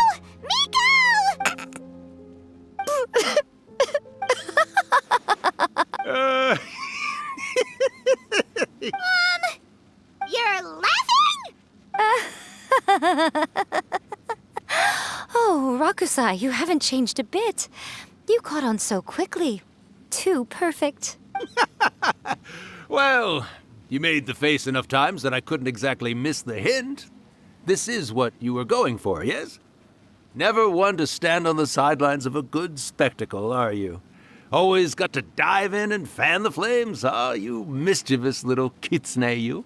Look what you've done to this little flying one here. Aw, poor thing scared witless. You were having plenty of fun playing the bad guy a moment ago. Now you're trying to blame it all on me? Rakusai? Miko, you guys know each other? Yes, we do. Of course we do. Allow me to formally introduce the author of A First-Hand Guide to Summoning Spirits, Urakusai. No, wait. To be more accurate, it's Urakusai's memory. Memory? But isn't he a spirit? Ah, spirits, memories. They're just different words to describe the same thing. Something that comes from the ley lines. Do you remember that recent incident when the Rift Hounds were gnawing at the sacred Sakura's roots? You witnessed human memories leaking from the ley lines, didn't you? Well, since there are human memories, of course there are going to be yokai memories too. In life, yokai possess supernatural powers, and even when they are a shadow of their former selves from a bygone era, they still have the ability to control whether they are visible or not. Typically, yokai memories survive longer in the world than those of humans. Indeed, indeed. I was wandering around the sacred Sakura's roots when I suddenly heard someone yelling, "Please, someone, anyone, help me write a truly amazing novel." It piqued my curiosity, so I popped inside his body and wrote a novel for him. So that's how it happened. But why did you include a summoning incantation in the novel? Oh, little one. Not to toot my own horn here, but when I was alive, I wasn't just another kitsune, no. I was a mighty and powerful Daiuko. The memories of other yokai can't possess human bodies at will like I can. But with this incantation, they can go one last little joyride in the world for a couple of days. Anything they're still itching to do, they can go and get it done. But... She's trying to say that all the commotion this causes is likely to be a great disturbance to the humans. Disturbance? I guess you mean that we might leave them with some broken dreams after we leave, hmm? Oh, yes. And they might have a fever or whatever. But you know, I actually think that the most admirable thing about human beings is the way that they go out and shape their fate with their own two hands, given that they're not born blessed with the same powers that we enjoy. As for those who would rather draw on external power than seek to improve themselves, it's quite right that they learn their lesson eventually. So when you think about it, we're actually doing the humans a big favor. Miko, you agree, don't you? Yes, that's what I thought too. All right then. You finally convinced Paimon. You guys were right. What are you scared of, little one? Don't be deceived by her day-to-day antics. Miko is actually one of the most powerful yokai out there. Not only that, Urakusai, but my latest work has beaten that book you wrote, A First-Hand Guide to Summoning Spirits, to become the most popular in Inazuma. Of course. You were never one to make extra work for yourself where you can help it. And yet you went to all these lengths to find my painting room, and even took the trouble to summon me. I knew you must have some ulterior motive. You were always the one to pick a quarrel with me when we all used to gather around and share stories. All right. You win, I lose. Happy now? I finally get to hear you say it centuries later. Ooh, I must say it feels good.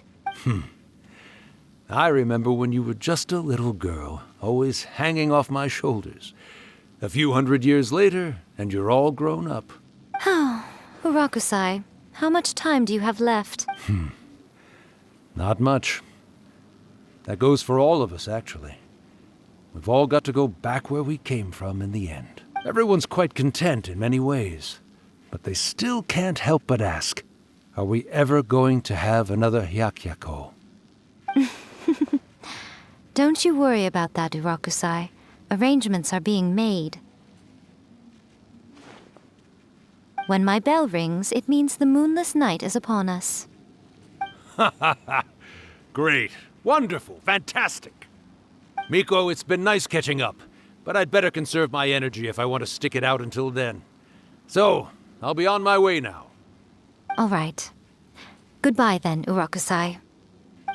One last thing, Miko. I just want to know, have you been well all these years? I've been great, of course. Every day is a happy one. Especially these days. Not only do I have my light novels, but I've also met these two delightfully nosy outlanders. And even A is finally starting to come to her senses. Quite a miracle, given how pig-headed she can be. Oh, well, great. That's fantastic. Urakusai, you'd be right at home in this era. A great storyteller and artist like yourself would be the Yae Publishing House's ace in the hole.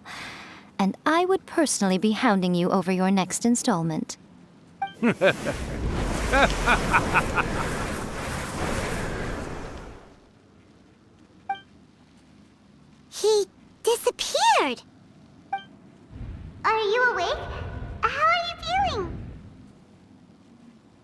all there, here, like last time, repeat after me.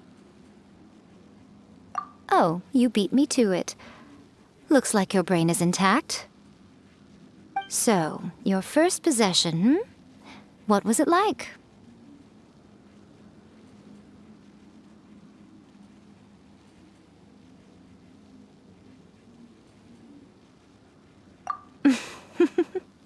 Good.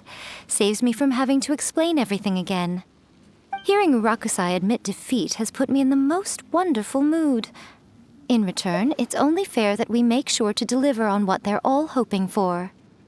Yes, though they only represent a tiny proportion of the memories in the ley lines, it will still be quite a sight to behold when the time comes. Since you've come this far, why don't you do one last thing for me, I'll need your help with the ritual. You cannot be serious, Miko! After all that, you still have more errands for us? Huh! You guys teamed up to scare Paimon just now. If you think Paimon's gonna do anything you ask for, think again! Aw, come on. I'm really only asking you to finish what you started. Besides, your paychecks are still in my hands. Paimon's paycheck?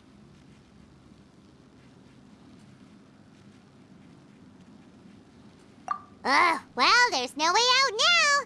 We're in too deep.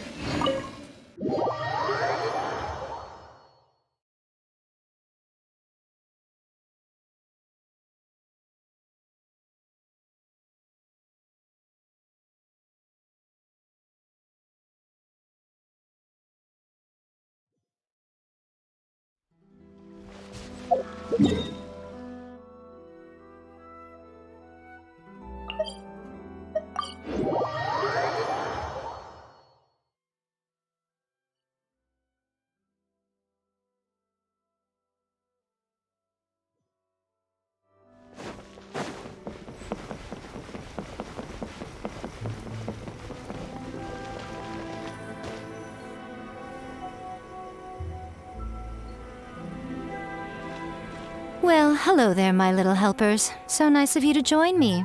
You're right on time, too. As if we had a choice.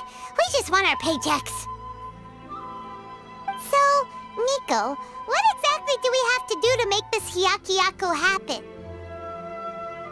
Also, to be clear, we actually have no idea what it even means. It might sound ominous, but to put it simply, the Hyakuyaku is just a gathering of the yokai. Back in the day at yokai gatherings, once everyone had had plenty to drink, one by one they'd start soaring into the sky with their yokai powers. There were so many of them that their silhouettes would block out the moon. But now, the yokai memories that leak from the ley lines are weak. They are no longer able to fly. So I will be performing a convocation ritual for them, gathering all the wandering memories together in one place. When the time comes, they will gather in the sky above the Grand Narukami Shrine. Once their energy is spent, they will be satisfied and return to where they belong. All the preparations for the ritual have actually been made well in advance. Remember the incantation and the mention of moonless night that I added to our novel? Oh, yeah! Something about reciting the secret spells of Lady Kitsune on a moonless night. That's the one. Actually, it's not a wish-granting incantation at all. It's a spell to help calm the ley line memories. When that time comes, let's all pitch in and help send them on their way. I will start the ritual preparations shortly, and at that time, I need you to do two things. First, tell the shrine maidens to leave the mountain. During the Hyakuyaku, a whole swarm of yokai memories will be hanging around in the air above the Grand Narukami Shrine.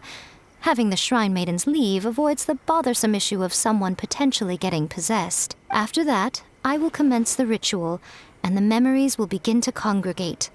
This will take some time. I need you at the foot of Mount Yogo during this part to keep an eye on nearby monster activity. The memories are normally dispersed and don't pose a threat, but when their energy is concentrated, it is likely to disturb the monsters. They may see this as an opportunity to try and make it up the mountain. I need you to fend them off so that that doesn't happen. All right, got it. Then what? Well, if at that point you felt like coming to the shrine and getting a close-up view of the yokai, I wouldn't say no. Okay, let's get going.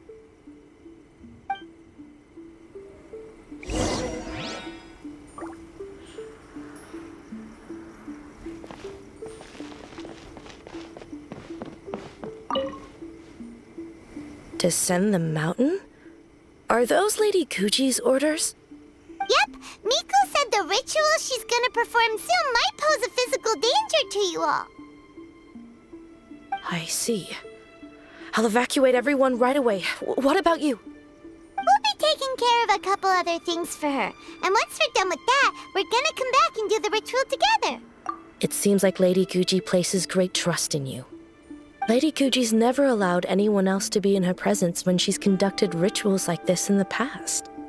Thank you for helping with the ritual, and good luck. Don't worry, we're much stronger than we look. Miko's about to start the ritual. Come on, let's go deal with the monsters down the mountain.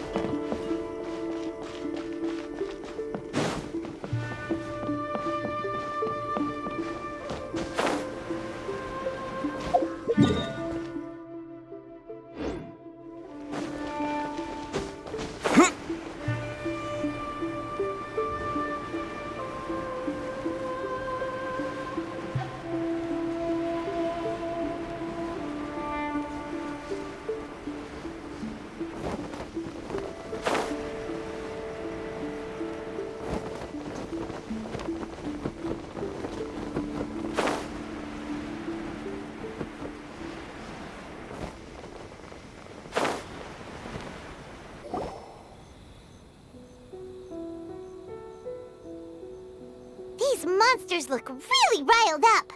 Yep, let's get rid of them as fast as we can. Then we can get back in time to see the yokai. All right, here they come.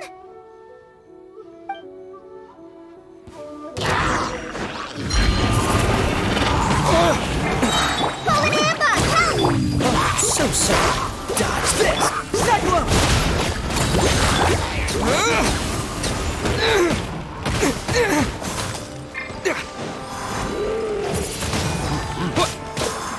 Cool it! Go! Windblade! Freeze! How the... Cool it! Windblade! Can't fool me!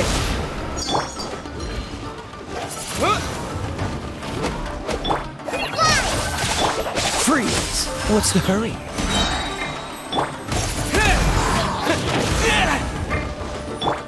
This moment will be frozen. Just like we rehearsed.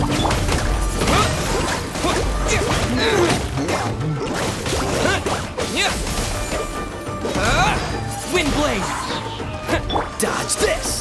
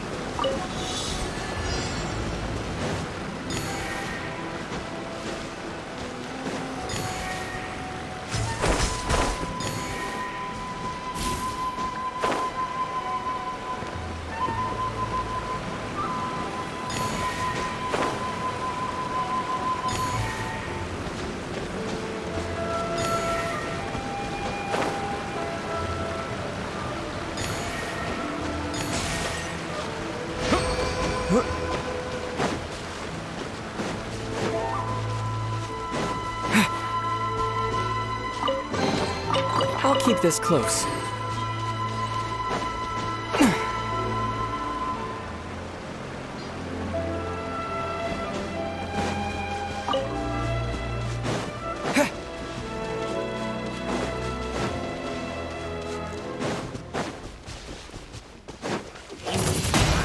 Disappear!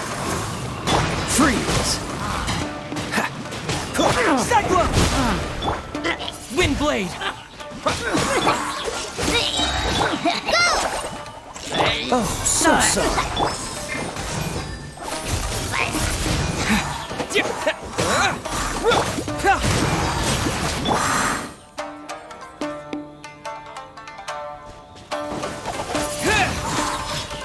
Dodge this!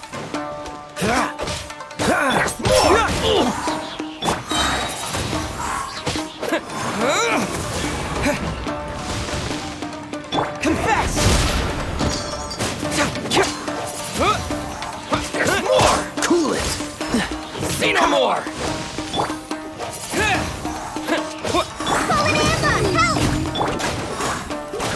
Windblade! To the very finally height. There's so many of them! Come on, you can do it! With the wind! Light blade! Freeze! Cyclone! Don't get frostbite. Windblade! Cool it! Watch your step! Don't hold back! I dare you! Windblade! Say no more! Cut! Dodge this! How's this? Windblade! Strike first! Don't hold back! Freeze! Watch your step! Dodge this! Don't hold back! Freeze! Windblade! Train harder. Cool it! Alright, that's the last of the monsters. How far along do you...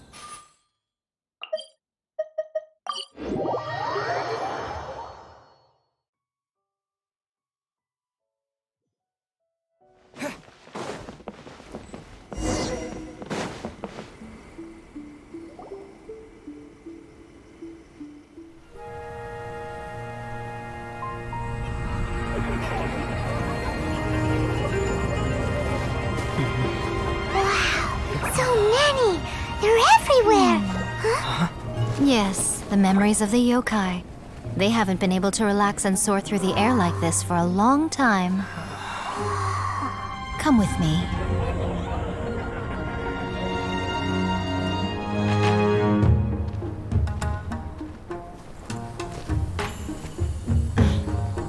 You all right, little one?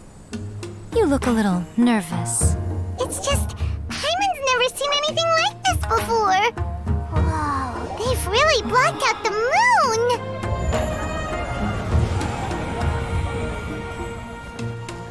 It does look a little intimidating, doesn't it? But I know them. They may be loud and brash at times, but they are good and brave souls. Even after losing their lives in a brutal war, they have never given in to grief or despair. Alas, their time is short.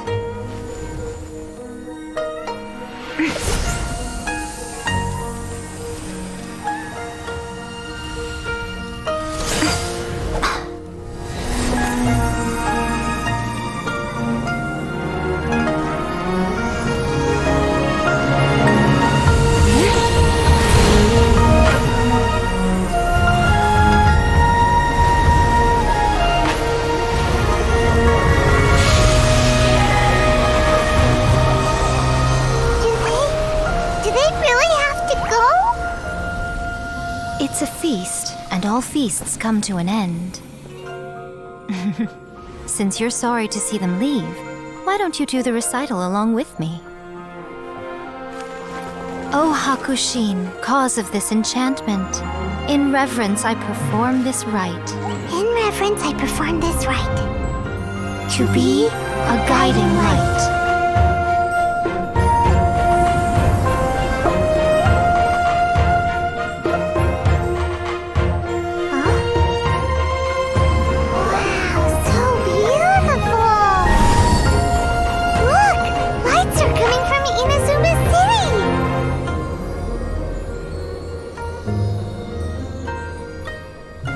The book says, recite the secret spells of Lady Kitsune tonight, and our wishes will come true.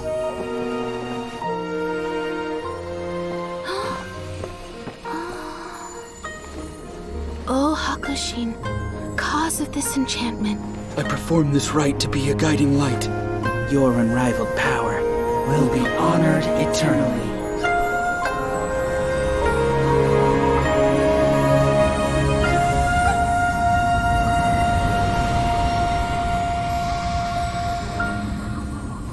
Murakusai, you asked if I was doing well. Really, every day is a happy day for me. But watching you all leave now, I can't help but feel a little lonely. Just a little, of course.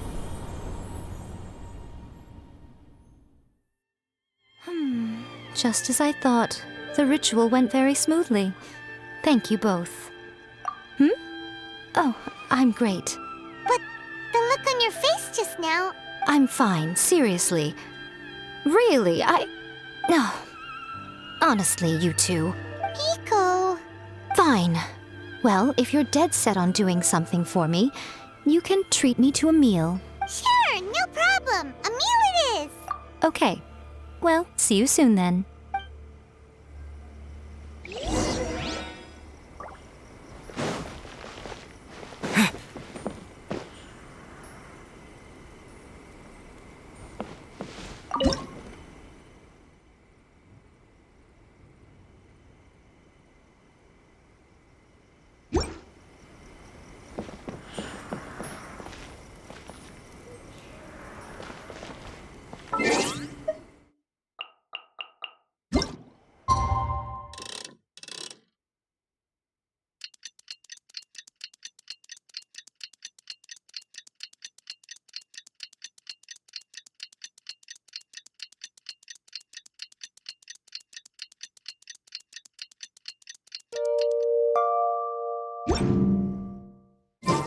Today is the day we agreed to treat Miko to a meal. The venue...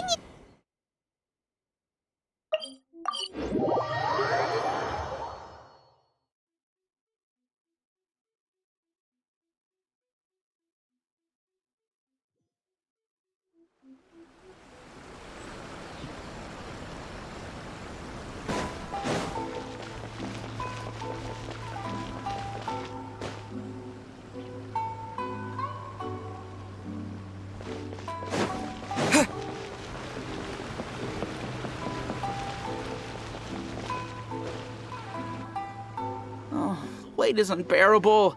How is the next chapter of the miraculous adventures of the Traveler not released yet? It was quite a surprise when the moonless night finally came. Yeah, that huge black cloud over Mount Yogo that night.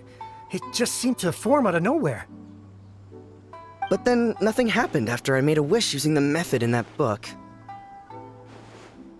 Yeah. I guess light novels are just fiction after all, huh?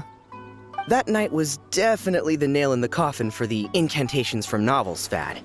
Still, something tells me the miraculous adventures of the Traveler will remain an interesting series for a long time to come.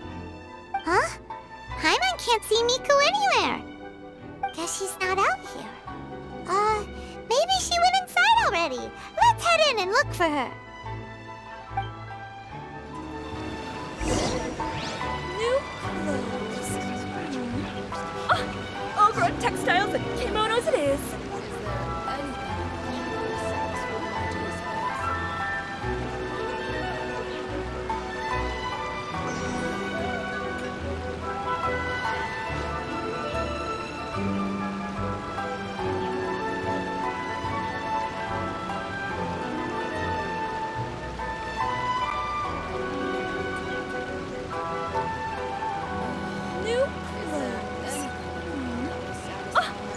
Embroidered textiles and kimonos it is.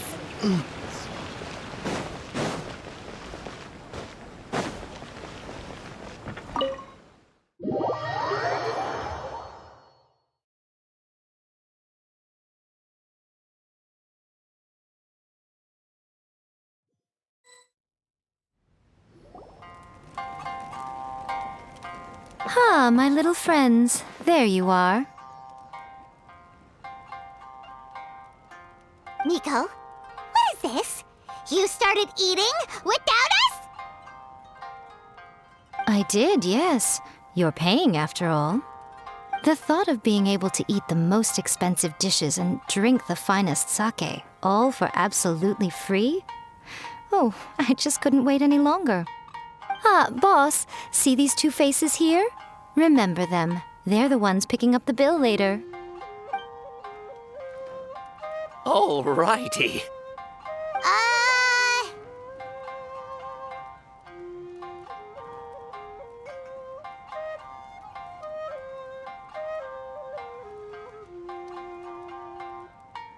What's gotten into you?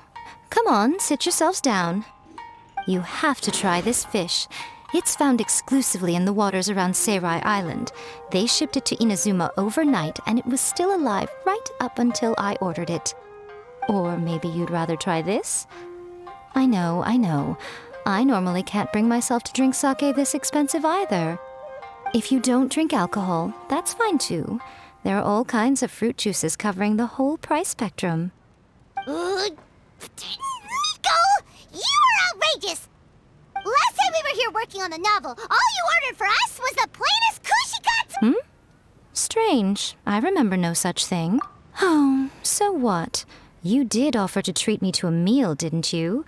Anyway, I am something of a VIP, you know. Wouldn't you find it embarrassing to treat me anything short of lavishly? Miko, this meal is going to be super expensive! Aren't you afraid we won't be able to afford it? Oh, don't you worry about that. You can most definitely afford it. They're still printing your light novel by the batch, you know. You have quite the generous payment due. What? Aw, darn it! She tricked us into this! Miko was after our Mora from the very beginning! Oh, the looks on your faces right now. Too perfect. Oh, by the way, since nobody's wishes came true on the moonless night, novels with incantations are no longer in vogue. So you'll have to come up with something new for the next chapter of The Miraculous Adventures of the Traveler. The deadline is looming. I'm counting on you.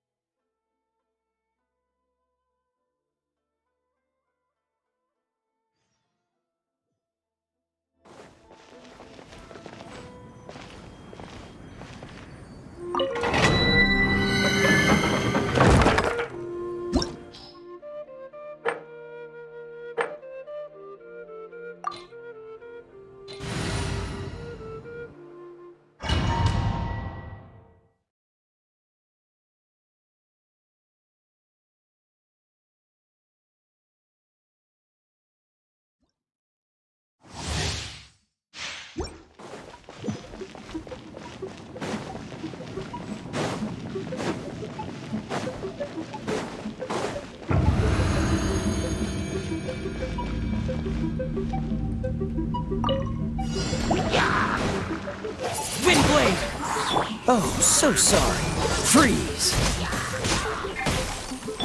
Disappear!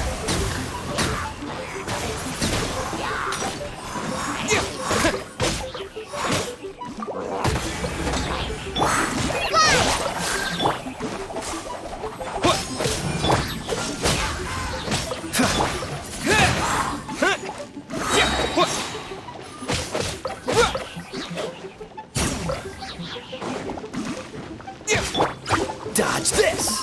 Don't get frostbite! Wind blade!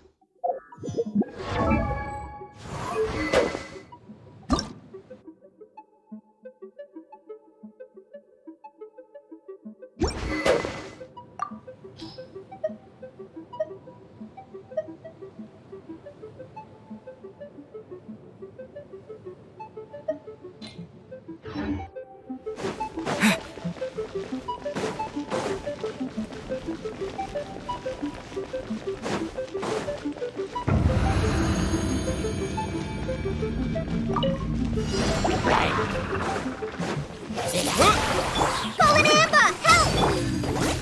With the wind! Freeze!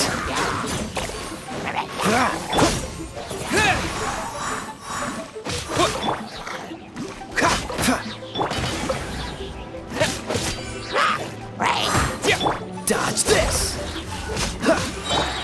Wind blade! Oh, so sorry. Just like we rehearsed!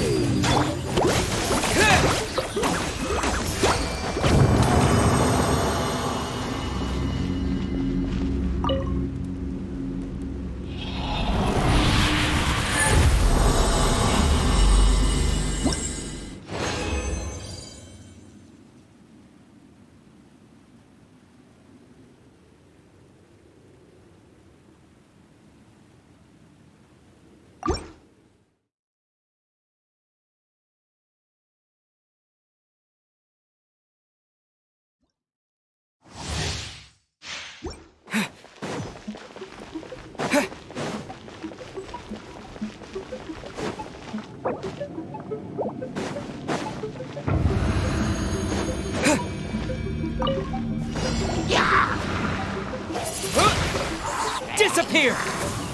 Freeze!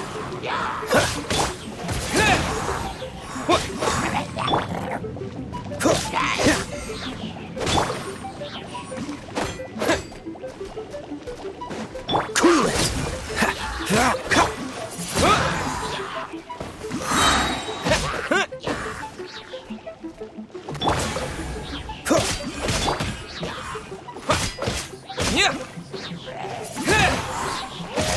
This moment will be frozen in time. Dodge this! Ha!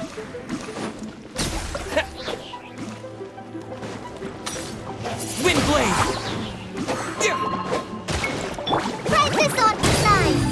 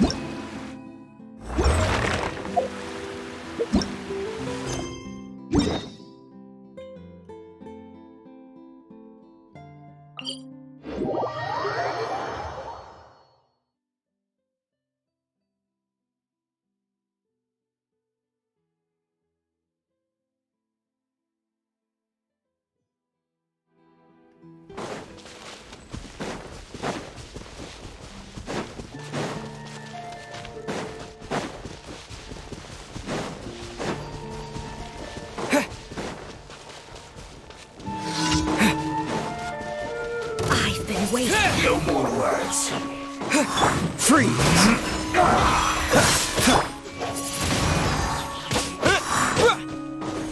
Cool it!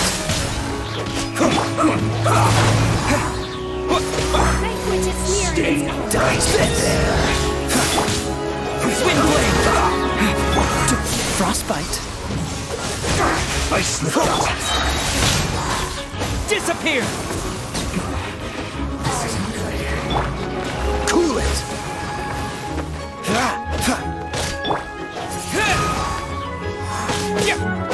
Over here.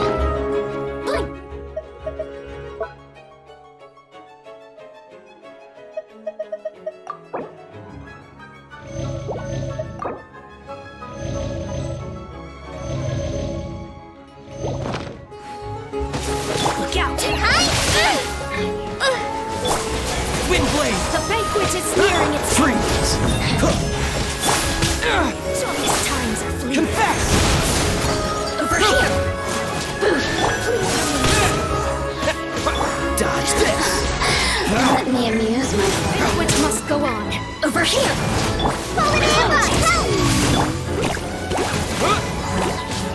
You really know to get me going. Windblade! Look out! With the wind! This map will be frozen in time. In the end, Dodge over this! here! Keep moving! Blink! Let me Windblade! amuse myself a little. Cool it! Resistance. Shine. No longer.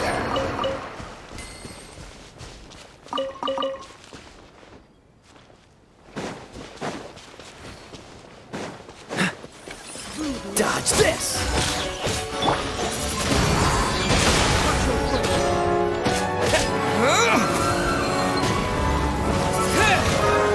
Freeze!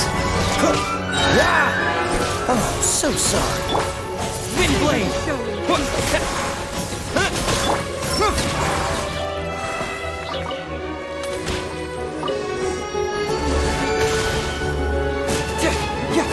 Just like we rehearsed.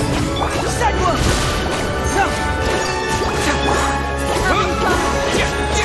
Cool it! Enjoy.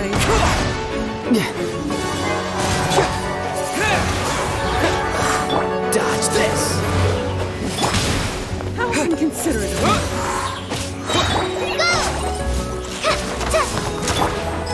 Windblade! Did I scare you? Disappear!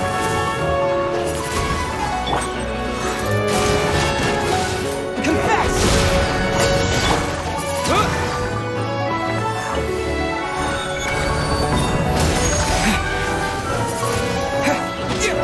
Freeze!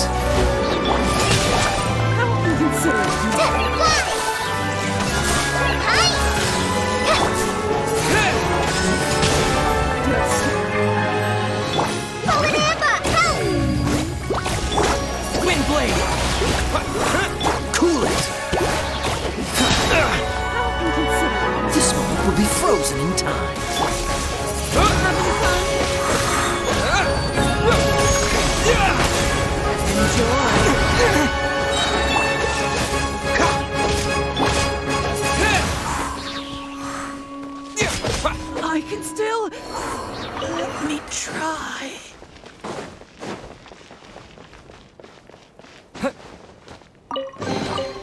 I'll keep this close.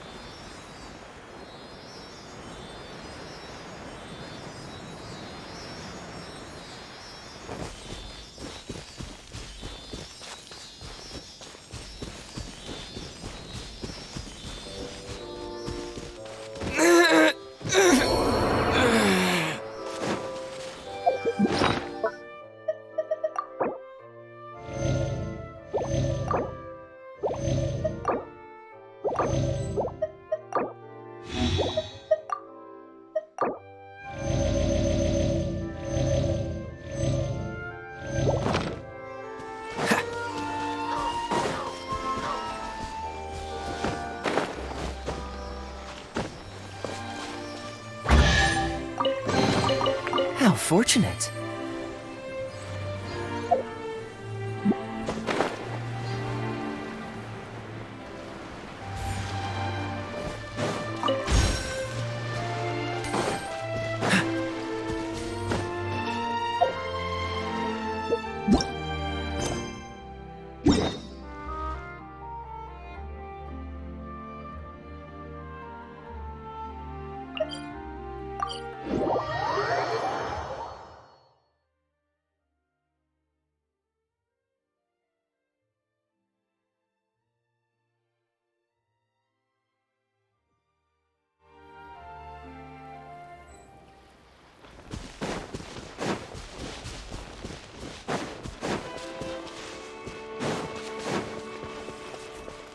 Dodge this! Get moving! Windblade! Cool it!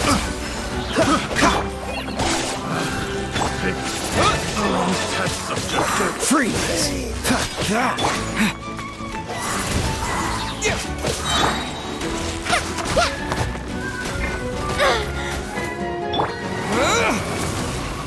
Windblade! Cool it!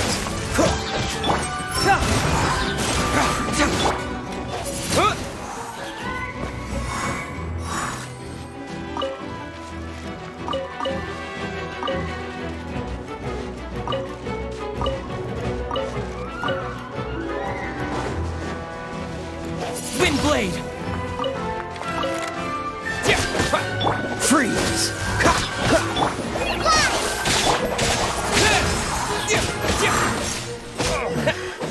The hunter becomes the hunted. I'll keep this close.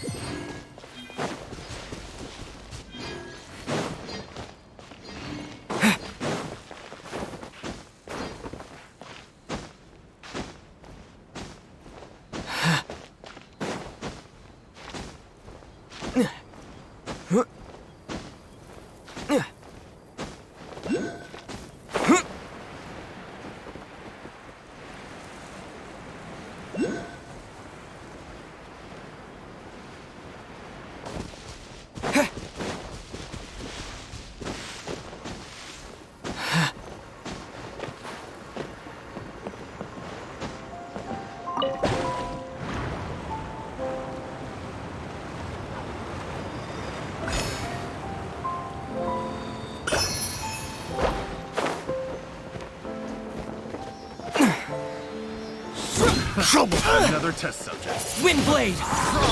Practice on your side! Don't get frostbite! Dodge this!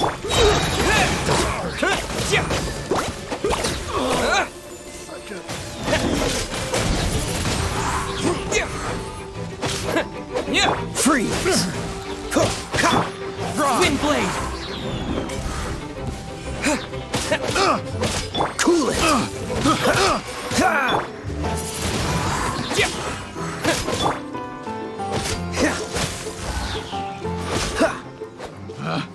Picked the wrong test subject.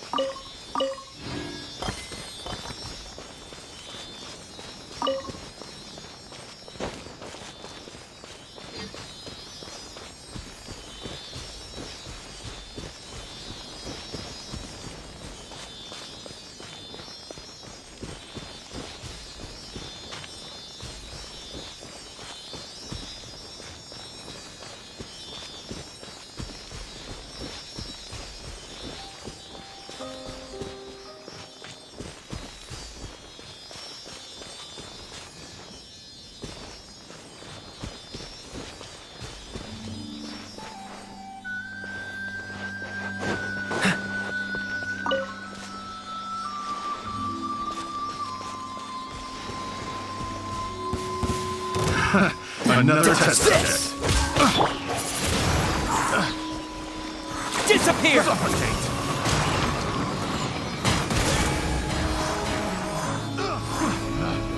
Picked the wrong test subject.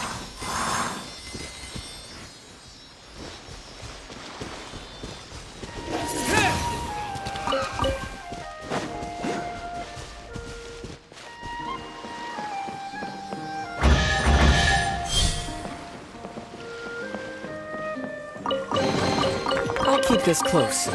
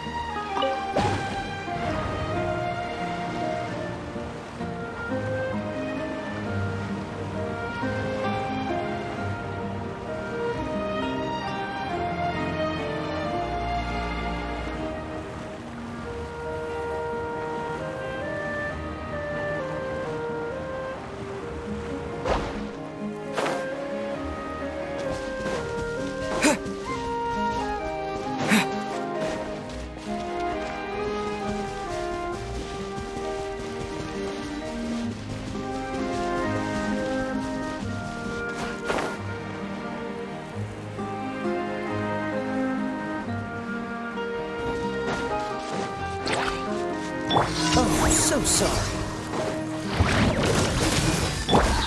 Segway! Fallen Amber! Help! Hi! Windblade! Freeze!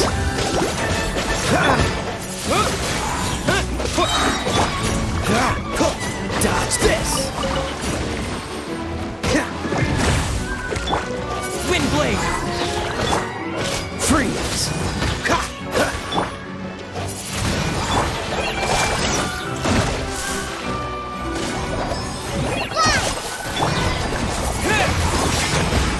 Dodge this! Confess! Freeze!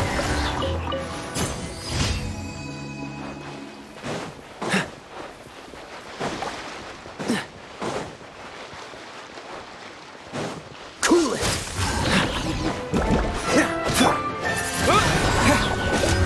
Duplicate frostbite! Freeze! Windblade! Just like we rehearsed!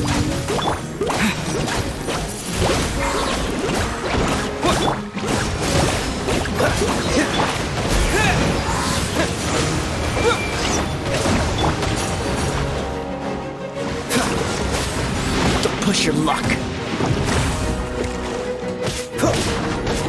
Cool it!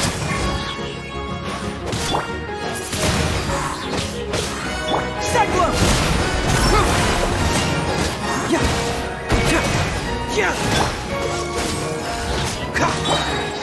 Windblade!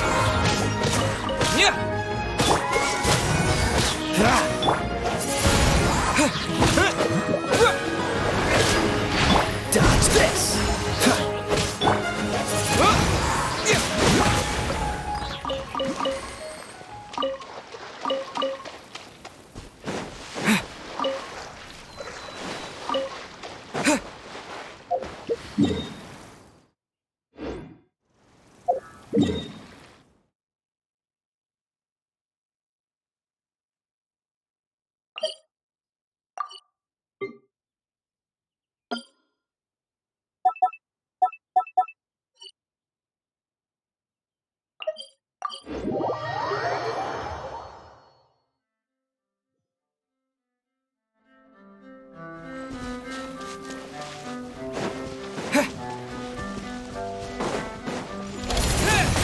Oh, so sorry.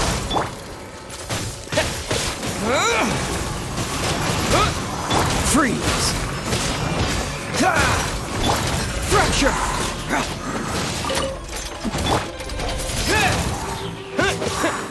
Cool it!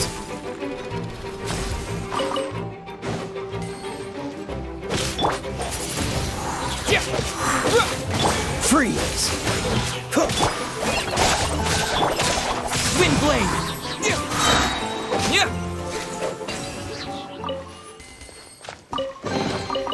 reward on the road.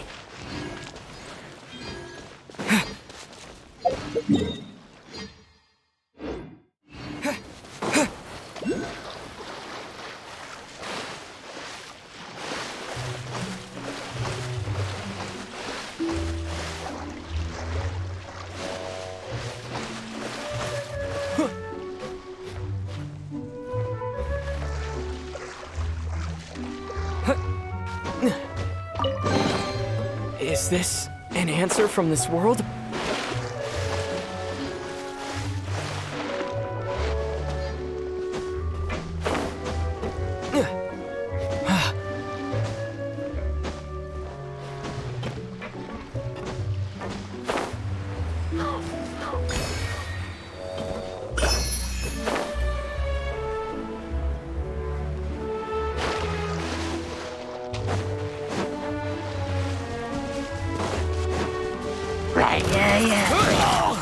With the wind! Confess! Fallen Hammer, help! Windblade! Cool it!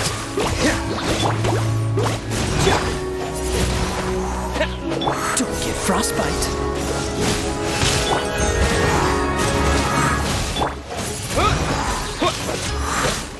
Freeze! Can't fool me! Windblade! Cool it!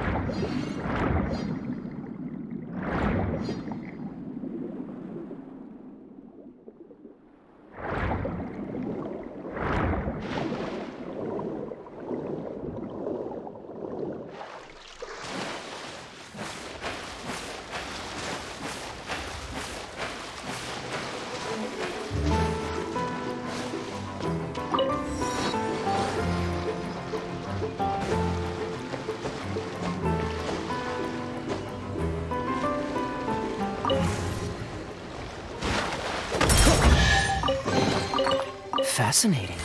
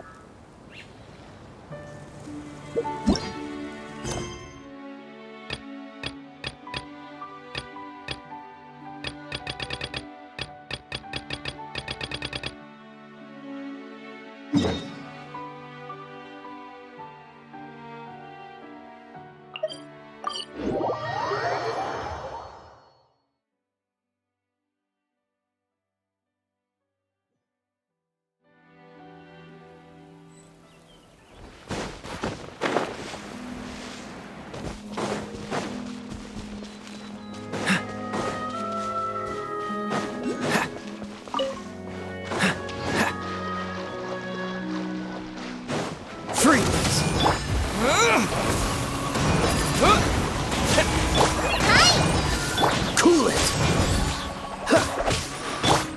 Windblade! Freeze! Oh, so sorry. Cool it! Windblade! Cyclone!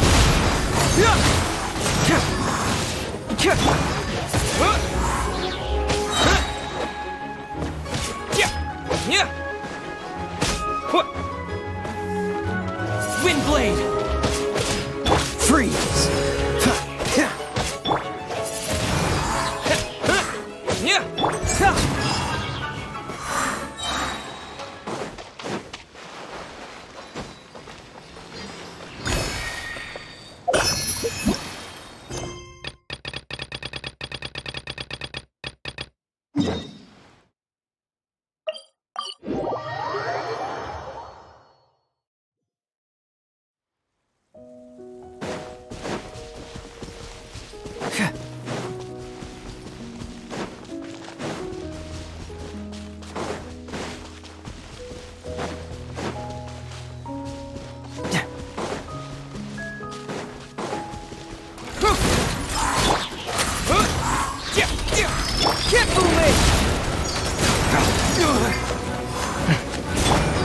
Windblade!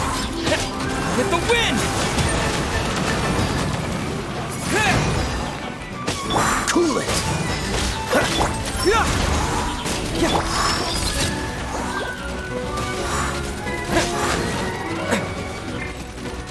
Dodge this!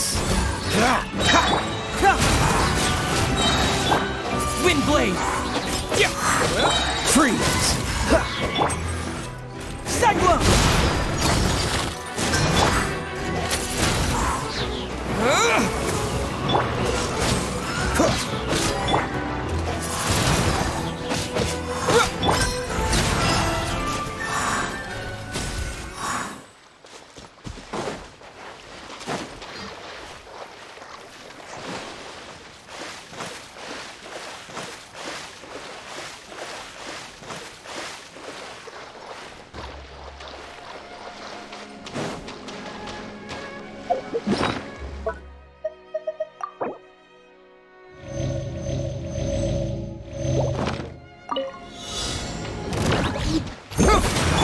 This moment will be frozen in time.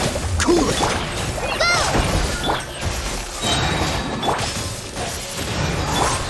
Keep moving! Stop! Freeze!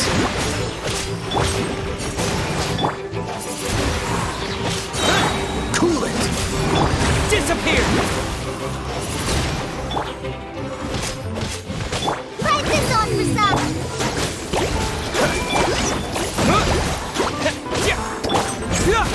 Confess! Windblade! Dodge this!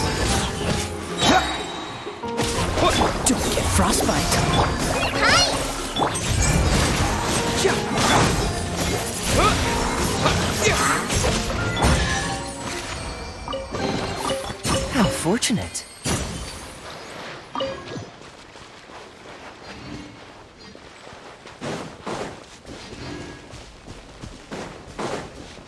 Freeze! Another test subject. Cyclone! With the wind! Picked the wrong test subject. Cool it!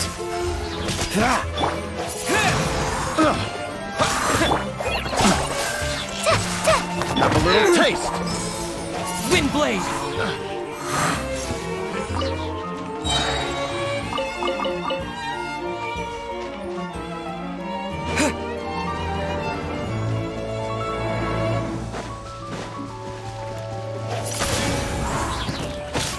Freeze!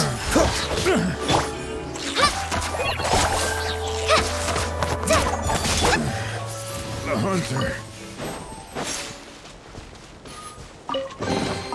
Is this an answer from this world?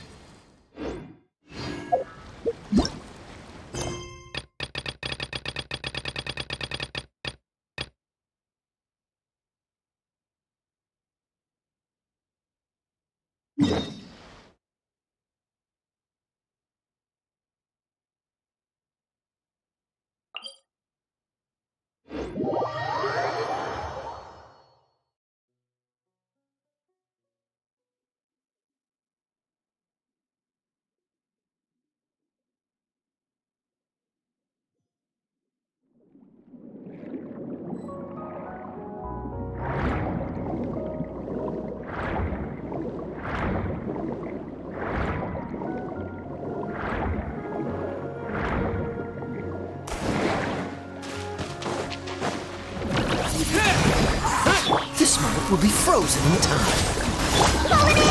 Help! Disappear! Wind blade!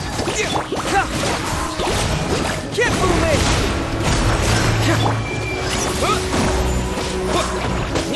Dodge this!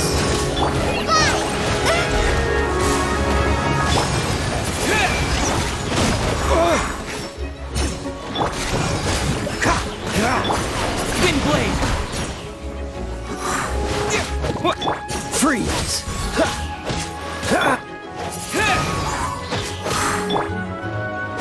Cool it! Wind blade! Bring it on! Don't get frostbite. Freeze!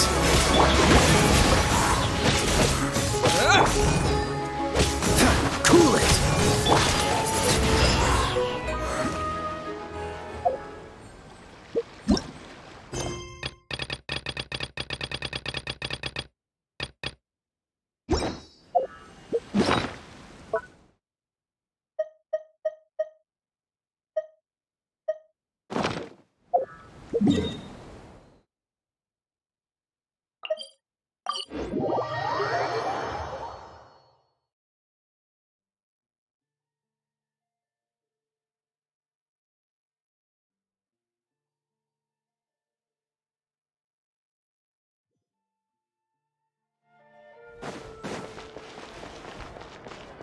Add Ast.